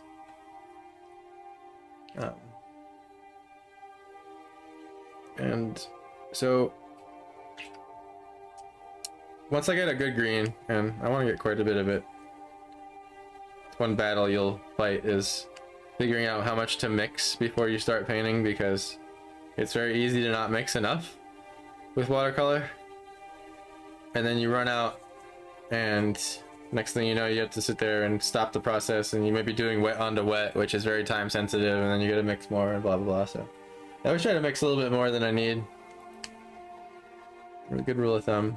And basically what I want to do is I want to make a yellow version of this green, and I want it to like move over towards the blue version. And I'm only thinking dark and light here. That's it. What's dark and what's light? That's most important. And I'll even take a little bit of my lemon here, which is a bit dirty, but it doesn't really matter. I used to fret a lot about, oh my god, like all my watercolor pans are mixing in all the other colors, but it's like you end up mixing them all together anyway. It's kind of like, I don't even know if this is a good analogy, but it's kind of like how people get like grossed out about food mixing together on their plate, but it's like, it's all going to the same place, bro. It's like, I don't want my broccoli to touch my mashed potatoes. It's like you're putting them both in your mouth and eating them, and they're both going to be next to each other in your stomach anyway, so so something like that. I like to make a gradient, and so the thing about lemon yellow is it's pretty much a green almost. It's a very green, cool, you'll hear them describe it as a cool yellow. So your lemon yellow is great for making like very bright sunny emerald greens. It's a great lightening agent. You'll find sometimes that cadmium yellow is kind of, it's dark, and adding white to things to make them lighter isn't always the solution. The best solution is if you can find a color that's light, that's going in the direction of the color you're trying to find. That's the better choice for lightening, I would say. And I'm happy with my gradient to the left. I think it needs to be a little bit darker on the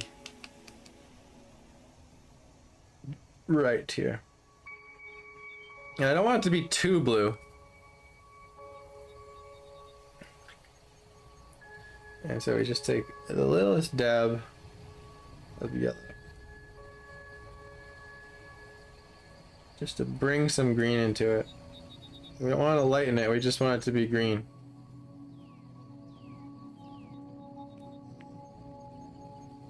I never hold my palette like this, but I'm just doing it for you guys, so you can see what I'm talking about. And then I'm even going to take a little bit of this Payne's gray and just toss it right on the end there. I'll even move it up. Need more water. It's very dangerous mixing over your painting like this, by the way. I've done this on past streams to help visualize the mixing process, and only to just water drop of doom right on top of the painting. For those of you who don't know what a water drop of doom is, it's basically when a big glob of water hits your watercolor painting, and it's very bad because it basically just erases a perfect circle and destroys all that work you've done on texture and layering. And toss a little bit of cadmium yellow into that Payne's gray up top here, and it'll give you that nice sort of oxium of, or no, what is it called? Oxide of Chromium. Can't remember the color. I gotta look at it now. What's the color? Oxide of chromium.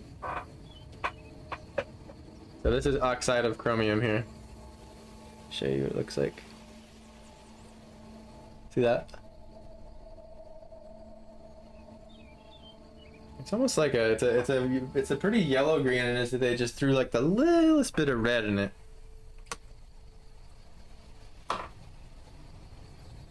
But it's probably a pure pigment paint. Normally when it's named something like that, like lumen, like oxide, you know, some sort of molecule they're naming. A lot of the, not a lot of them, but I know some colors, they were actually accidentally found by chemists playing around in labs. And they just like do a reaction in a vial, and it comes out like super bright blue, and they're just like, holy shit, just discovered a color. And then they name it. It's like they were trying to do something else, and then they found a new pigment, and then it becomes a industry standard pigment to use. So basically what I want to do here for towards the end of our stream here, we've only got a few minutes left. Wow, that was 2 hours. You gotta be kidding me, man. That goes by fast. Time goes by fast when you're having fun. So what I want to do is I'm basically cleaning up this sunspot on the ground here, and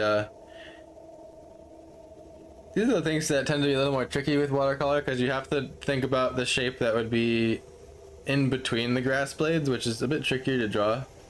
But once you get used to how they look, it's more just like unfamiliarity with the shapes than it is that it's hard to draw, because your brain tends to think like, oh, I want to draw a grass blade, I don't want to draw the shape that's in between 3 grass blades. But once you shift your brain over, actually I'm gonna switch to a different brush here. Actually, not yet. Almost. Let me try this. See what it does. So it's just like I want to bring out these grass blades. Only the ones that are going up over the sunspot, to sort of push it behind this layer. And I've only roughly sketched them out.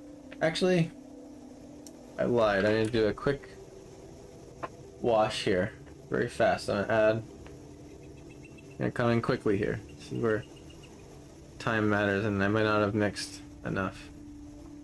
So basically, I'm gonna wash just below it here, like this, and then quickly come back with the other brush and draw out of that wash so that it stays connected.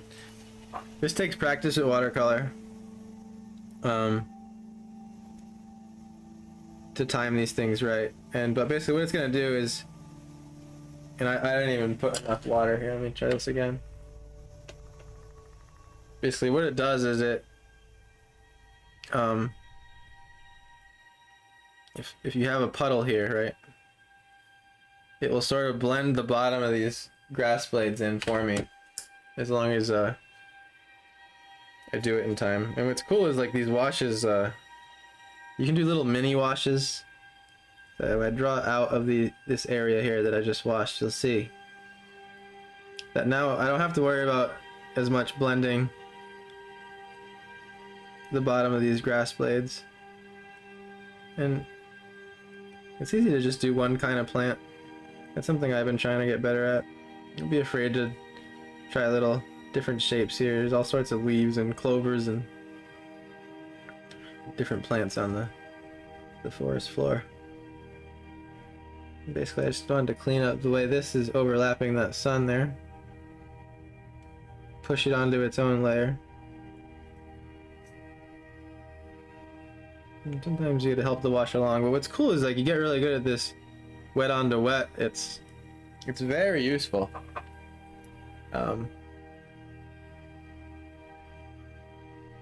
Because you can even, what's interesting about water on paper, and it fascinates me, is that whatever's dry is pretty much hydrophobic in a weird way. And so what you can do is it's really fun. You can sort of like for example, we weren't able to see this step, but these trees, I drew them clear with clear water, and basically, so imagine a clear shape here of water that was in the same shape of the tree, and basically I was able to just take dark colors and sort of, and the thing is I have my table tilted on like a 30-degree angle, and that's part of it too, so that there's a bit of gravity that you're working with, pulling the watercolor on the paper. But basically I was able to put the dark blue-green colors here, and just literally they just kind of fell down this channel of clear water and drew a lot of it for me. And it's really fun to experiment with how water reacts. And, I can show you a demonstration of that sometime.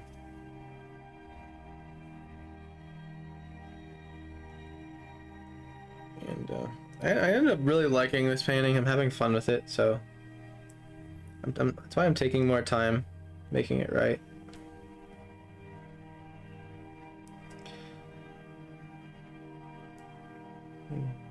For those of you who have watched me for a while, you know that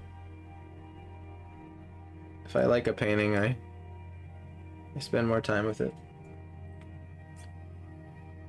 Now here's a situation where you don't need gouache, but it's debatable that it'll make your life easier.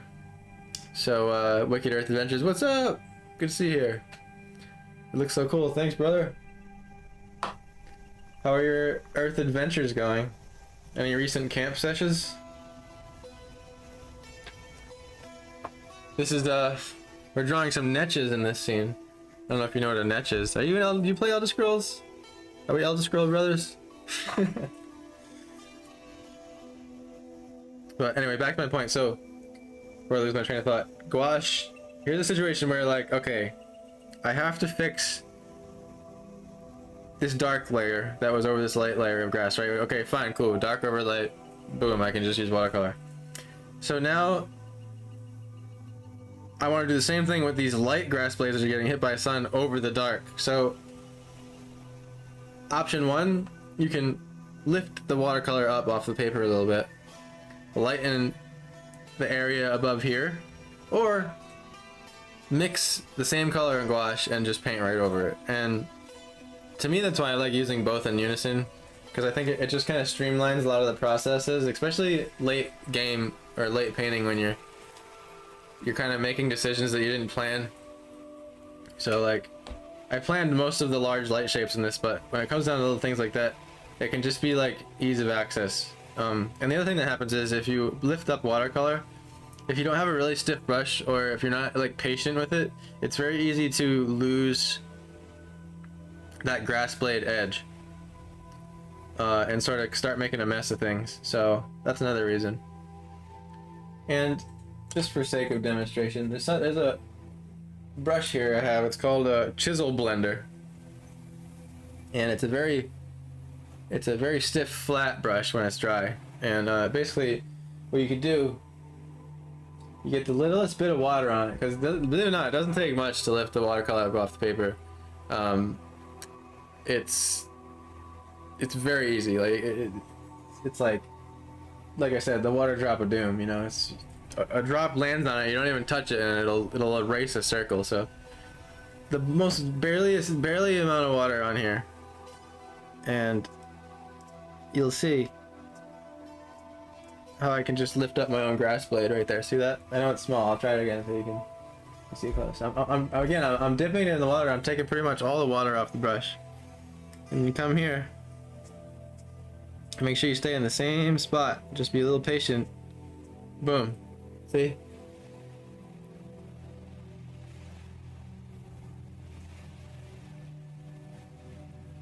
Just like that. And if you're careful, another thing I've been playing with, so, because right, that's lifting it back up to white, and luckily for me, I already have a layer of light green under that dark green that I've already pre-painted, so I'm lifting off the dark green, revealing that again. But if that wasn't there, it would be the white paper, which you don't want. You want the nice linden green, sunny green color. So what you can do, and sometimes I find this works, is actually get your brush wet with the color that you want it to be. Okay, dab a little bit off, and then erase the watercolor with that light color. And what happens is as the paint lifts up, it'll paint in that light color on your brush into the spot that's getting lifted up.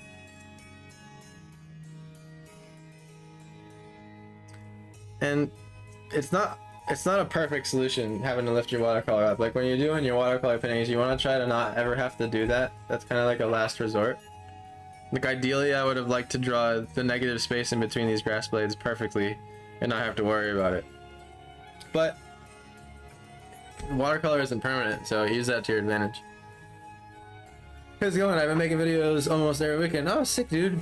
That's a lot of nature time. I'm jealous. I should get out into the woods every weekend myself. I have not played it yet. Oh shit, bro. 12-year-old game at this point, but let me tell you, it has stood the test of time. Kenny, what's up, brother? Long time no see. Yeah, man.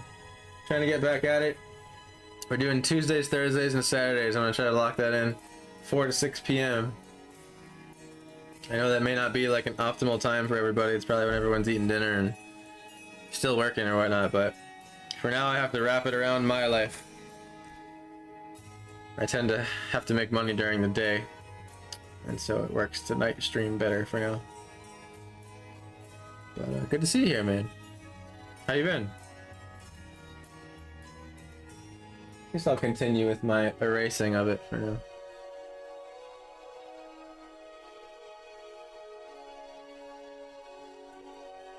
So I get a little bit of lime green. And the thing is, the first time you try to remove it, it might not, but literally if you just keep rubbing the same spot.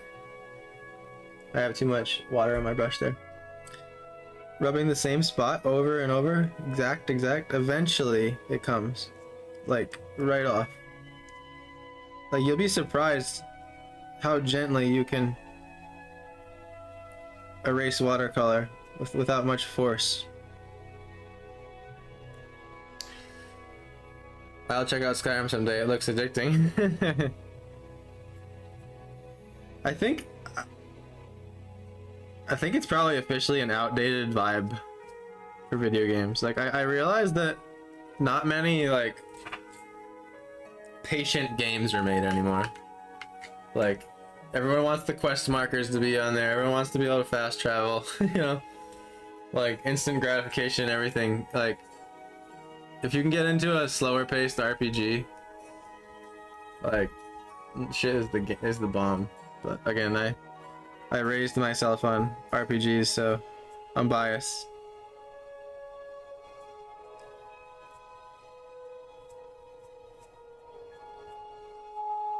And here's the other thing with this chisel blender removal is that like it tends to be a little bit stiff.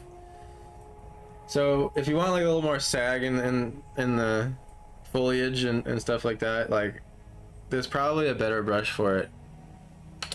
Like I've even used smaller brushes like this, but they tend to be a little flimsy. But again, just to demonstrate like how easy it can come off.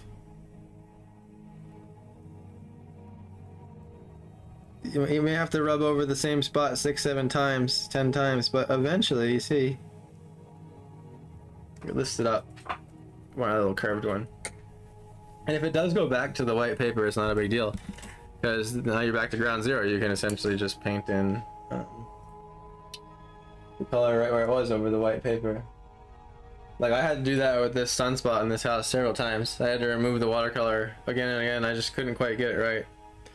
And the chisel blender removing works especially better with a brand new one like this. That was more of a used one, so the edges were a bit frayed, but if I take this one, it will give me much better results here.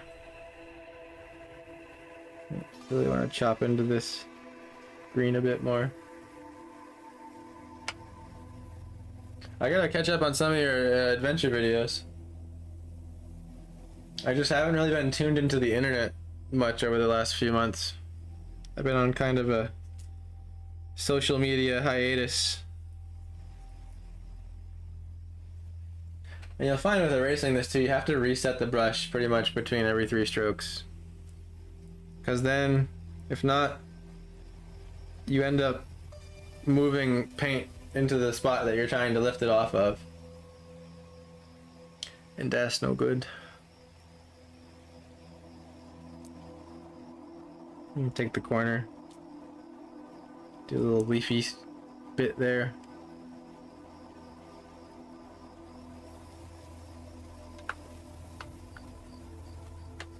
It's good to take social media.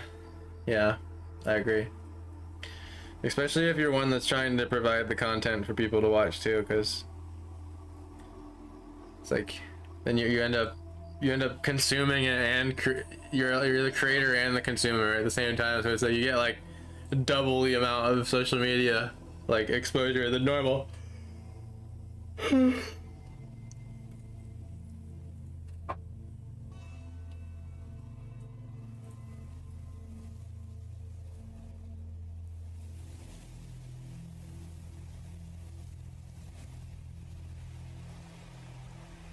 Speaking of revamping the prints, man, it's like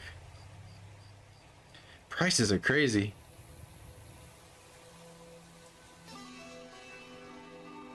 Like if I can't find an affordable print company, I might have to stay print on demand for now. And then just buy prints just for when I go to festivals with my tent. You're talking like one print, if I want to get like 25 of those bad boys, it's like upwards of $500 sometimes, like 250 to 500, and getting like the nice paper with the color correction, and I can't remember what it's called, Z-Clay prints or whatever, Giclee. I know it's like the GZ French sound or whatever. I don't know how to say them.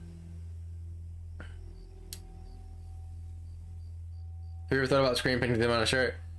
Not myself, like with my own screen printer, but we actually are going to be doing that. Like that's one of the new ideas coming up. I'm going to add a bigger merch selection to my website. So like right now I have like a coaster and like a cup, like with the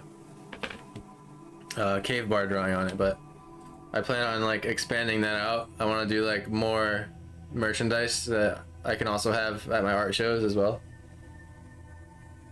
Like t-shirt, hats, and then we're gonna have another sticker drawing. We're gonna have many more sticker drawing sessions as well. I know those were fun. We were able to bang out 2 or 3 in one sitting.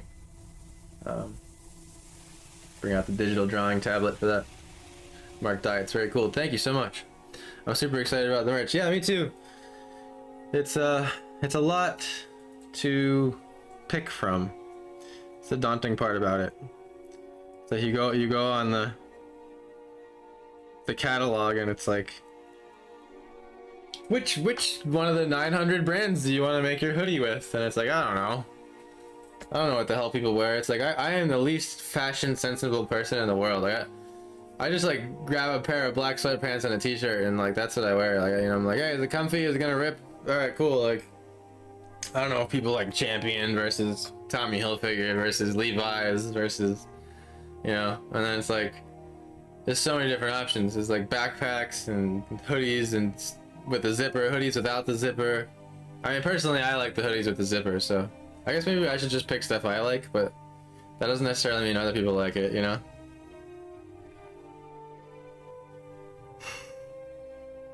That's really cool. Sweet. So you guys want merch. Noted. I'll keep that in mind.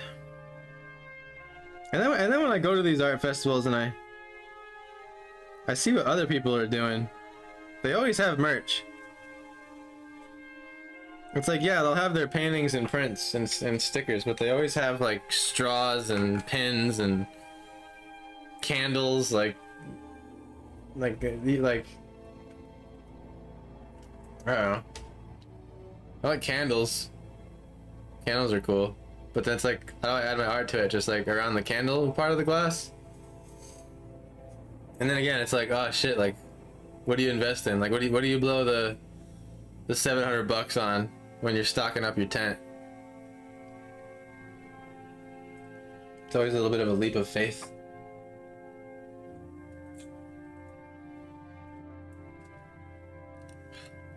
Stick it on a Yankee Candle, yeah. For sure. Just like, I mean, that's kind of what the glass is. It's a normal pint glass, like your average like beer-sized glass at the bar. But it just has like the picture wrapped around it. Stephanie has one. Stephanie in chat.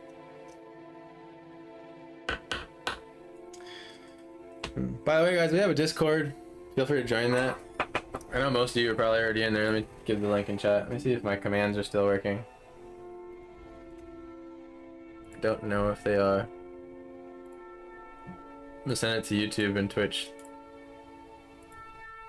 Because I know my commands like shut off if I don't stream for like a minute. I'm gonna stop my recording there quick.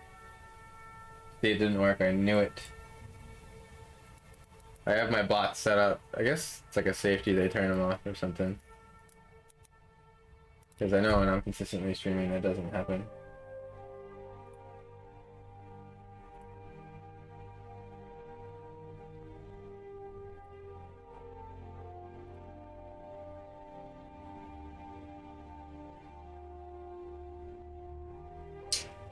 See here. CloudBot. Commands. There's the switch. Activate CloudBot. There you go.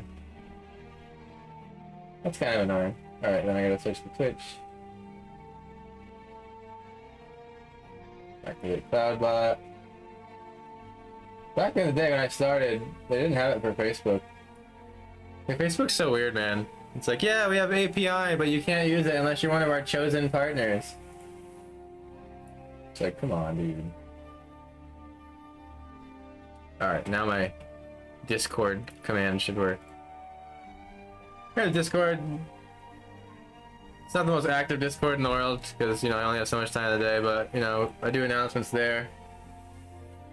And there we go, it's working now.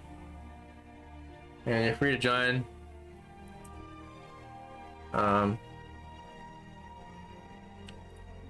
Just another place where I'm trying to build the Planet Jokum community.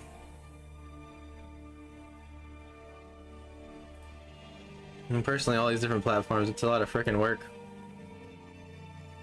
I opened it because like everyone else is doing it. I don't really know how much it's benefited everyone yet, but hopefully it's not worthless. So I'm trying not to make this it's looking a little too square here.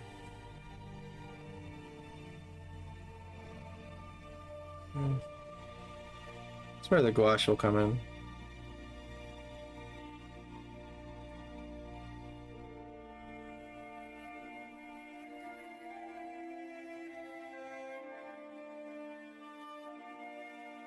Trying to make them a little more curvy.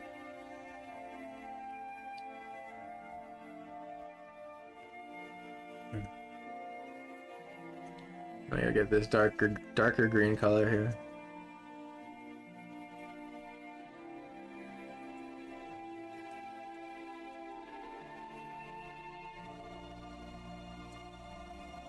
I've been trying to use less different kind of brushes too. I didn't say that right. A less amount of different kind of brushes. And then being more abusive with the bristles. I'll show you what I mean in a second. So basically I've been using just these three. Let me shake off the water. Or these four. Oh no, I'm sorry. The chisel brush was an exception. I don't pull that one out that often. So these right here. So I got a short round, two short rounds, a big and a small, very pointy round, and then my wash brush. And you can pretty much do all the shapes and sizes with just these four brushes.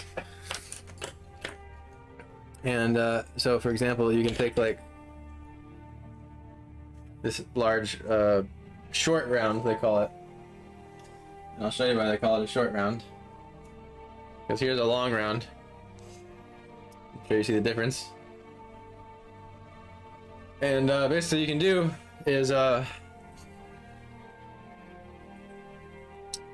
can take these bristles here and sort of fan them out like that.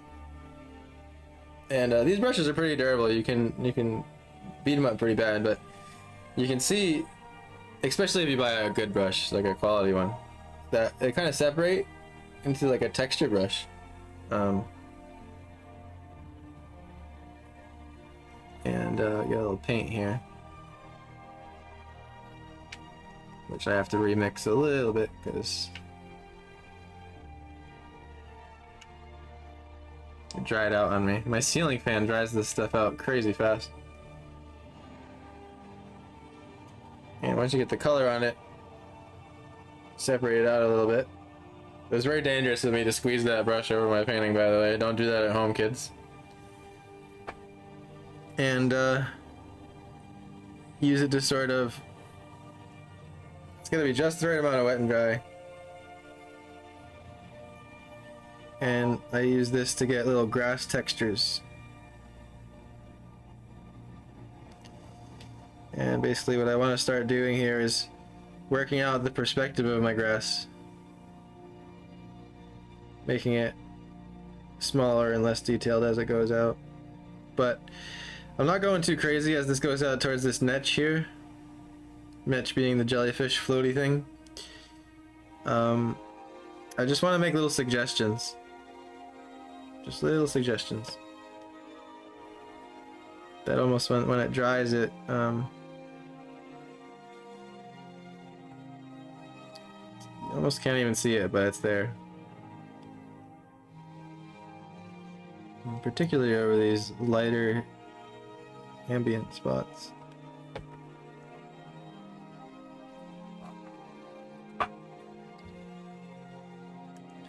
And I used to get my really sharp tiny brush and draw out every single little tiny grass blade, but after a while you're just like, man, I'd rather draw 10 grass blades at once. Which at first they can come out a little stiff, a little too unison, but once you get the hang of it, you can figure out how to kind of change the direction of your brush, add the chaos to it.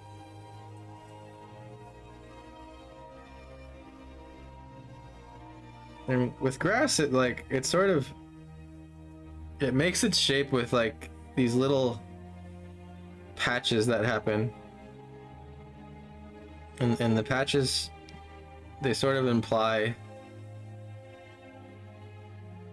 that it's all fuzzy. I don't know if that makes sense. It's actually not dark enough. I need a slightly darker color here. It also helps to have paper towel when you're controlling like the amount of water in your brush. I find it to be a little bit wasteful, so I try to use my sponge, but sometimes you just can't avoid the paper towel. It's just the way, man. Just dries it out so good. Cause like I'll start out with a dry dry sponge at the beginning, and by the time I'm done having a painting session, it's like it's too wet to actually dry my brush out.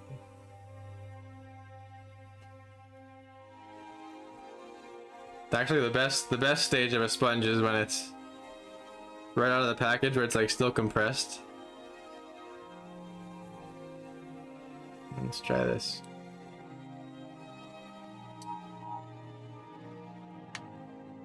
And even when the sponge is wet, it's still good for taking most of the water off your brush, but it sometimes you just need it extra dry. There's certain dry brush techniques that are fussy. It's a very fine line. And you can see it's rounded when it's spread out like that. Let me go over the bright spot. So you can use different edges of that to get different types of grass. And as I go out towards this niche, I start to just literally almost make just dots, really short dots. Because an easy bad habit that I've had to train myself out of is you do these grass scenes and you keep the grass the same size too far out, and it ruins all the depth.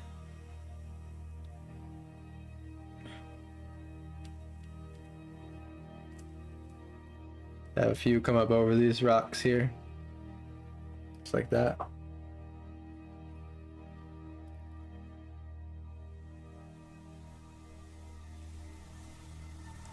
If you have the paint consistency just right, you can draw 7, 8 grass blades all at the same time.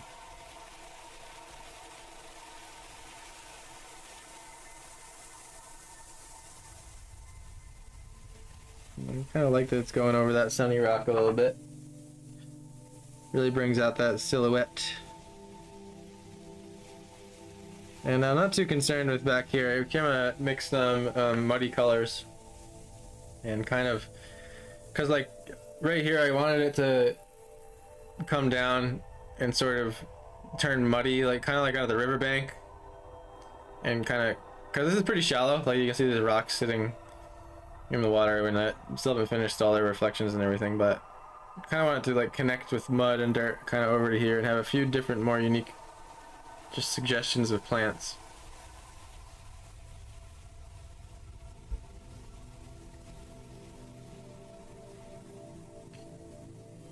And this color I'm picking here is, you can see it's pretty blue, but it's also very green. I'd say it's one left step to the side of Viridian green, they'd call it, which is a very blue green, very deep.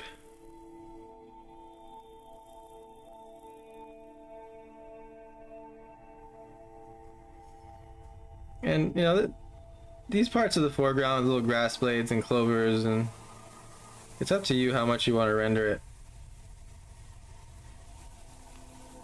There's no like rule where it's like it has to be rendered this much or it won't make sense. Have some of this grass go just over the edge of that tree there. It's another little thing I'm meaning to get to. And just off the edge of this, just a little, and you know, right here, these little things help realism. So the land right here, how it dips down right here, and then kind of the grass kind of grows onto this rock. In situations like this, it helps to make the grass blades start kind of curving down a little bit just in that one spot, because you're suggesting the existence of gravity because like the grass blades are hanging out over an edge with bad leverage, sort of. They are getting pulled down by gravity, and it's very easy to kind of like not think those things through and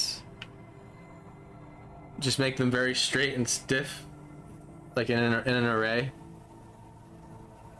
But little things like that, like, I find help a lot with realism. And one of the sort of the challenging thing, it's like a gift and a curse about nature drawings, is that nothing in nature repeats itself. Like it doesn't look the same twice. So it's like everything has a look to it, even though it's all different. But there's a way to sort of figure that out. And this is one of the keys to the puzzle here, this edge over this tree. Because the fact that it's very clear that these are grass blades here, and then very clear that they're grass blades right here on the edge. The middle now, your brain just goes, it's grass blades. Like, you don't need to work them all out. Like, the more implied detail, the better. And then you just work out really important spots. Like this niche, for example. Like, I spent a lot of time on the shell. I really worked it out. Same thing with the water and the rocks in the water. Really work out your focal points. Here, I'm making these, and edges are very important too. Especially in watercolor. So working out that edge there, because the grass, we're looking at a profile view now. when we're this far over. Maybe we made them go on, they made the grass blades a little too big there, but relative to these, they're pretty much going out in perspective. If you think, you know, this grass blade is about that length to my nail. I bring that out here, it's probably a quarter the size of that. It actually helps to think, like, how far away is that niche? You know, how big is it? Let's say that niche is 10 feet wide. Because they are pretty big in the game. He's probably, what, 30 feet away at the most? Yeah, just things like that really help tie it in. But, alright. Feeling better about that area. Y'all are seeing a little bit darker of a version than I have in real life. Just the way it goes with the camera battle here. Alright. Well, I'm gonna have to call it there because I have some dinner to cook for the family. I gotta make some kitty dinner and some human dinner. But we went a half an hour over. Man, that is the fastest to, like, I swear nothing passes time more than like streaming. I don't know what it is. I don't know, it's because I'm like more engaged and I'm like talking the whole time, but man, freaking flies. But I hope you all have a wonderful night. I gotta say again, y'all warmed my heart all jumping in, man. I did not expect to see like everyone back to like where we left off. Oh, Bill, what's up, dude? I just noticed you, man. What's going on? We're just about to end. We're at the end of the 2 hours, but again, thanks everyone for hopping in. Like, it's inspiring to see you all here because I worked so hard to build this channel up over the last 4 or 5 years, and it's just good to see that y'all are still out there. And I hope I can continue to keep it entertaining and educational for you. Hope you learned something today. And most importantly, I hope I inspired you to go do some art, because, you know, that's the most important thing of them all. But good to see you, Steph. Good to see you, Kenny. Good to see you, Seth. And did I say that twice? I don't know. I always brain fart on shit like that. Chillin, dig the painting. Thanks, man. These are actually Betty niches from Skyrim. You've never played Skyrim. I know you haven't played Skyrim yet, but I know you'd like it because you play shit like Fallout and what's the new one? Can't think of the name. What's the new Bethesda game? Starfield? Is that what it is? Starfield. But anyway, later, brother. Peace out. But yeah, you'd love Skyrim, dude. Like Starfield, yeah. It's just like, it's like switch the theme from like fantasy to or I'm sorry, it's all fantasy. I mean like sci-fi to like, you know, like the medieval fantasy, like swords and spells and armor and bows and shit. But Chris stopped by today. He came and picked up his fan. We were talking. We gotta get a frisbee golf game in soon, man. I've been craving to play some frisbee, so let's make that happen. I play frisbee golf, guys. It's fun. You should play it too. It's a really fun game. There's nothing just like whipping a frisbee out like 300 yards. I don't know. I like it more than normal golf. Yeah, hell yeah, dude. We're gonna get a game in. I'm serious about it, dude. I've been watching like frisbee golf videos on like my algorithm now. It's like I'm just enjoying watching the pros, dude. These guys throw like 600 feet like it's nothing. And you know how hard it is. It's like you have like a 300 footer, and it's like it's hard to make the whole thing. But I want to buy my own set of discs. I want to go to that disc store near Chris's and get some discs. But anyway, I love you all. This was a fun first stream back after a little break. I'm excited to keep it going, keep it interesting. I'm also going to try to get out my time-lapse videos as well, bring back the shorts, and try to make a couple more involved, more YouTube fully edited videos about like painting, and or even just a little bit of a monologue behind it while you're watching, instead of just like time-lapse with music, you know. But hopefully life allows and gives me the time and the money. But alright, I hope you have a beautiful night. Take care. Thank you so much for watching, and I'll see you on Thursday, 4 to 6 p.m. same time, Thursday. Remember, new stream schedule is Tuesday, Thursday, Wednesday, or Tuesday, Thursday, Saturday. It's new stream schedule, 4 to 6 p.m. Central Time. Join the Discord, check out the website, and don't forget to like and subscribe. I really appreciate it. It goes a long way, it pushes me out there, and helps the channel out. And it's free, takes 2 seconds. Good night. Love you all.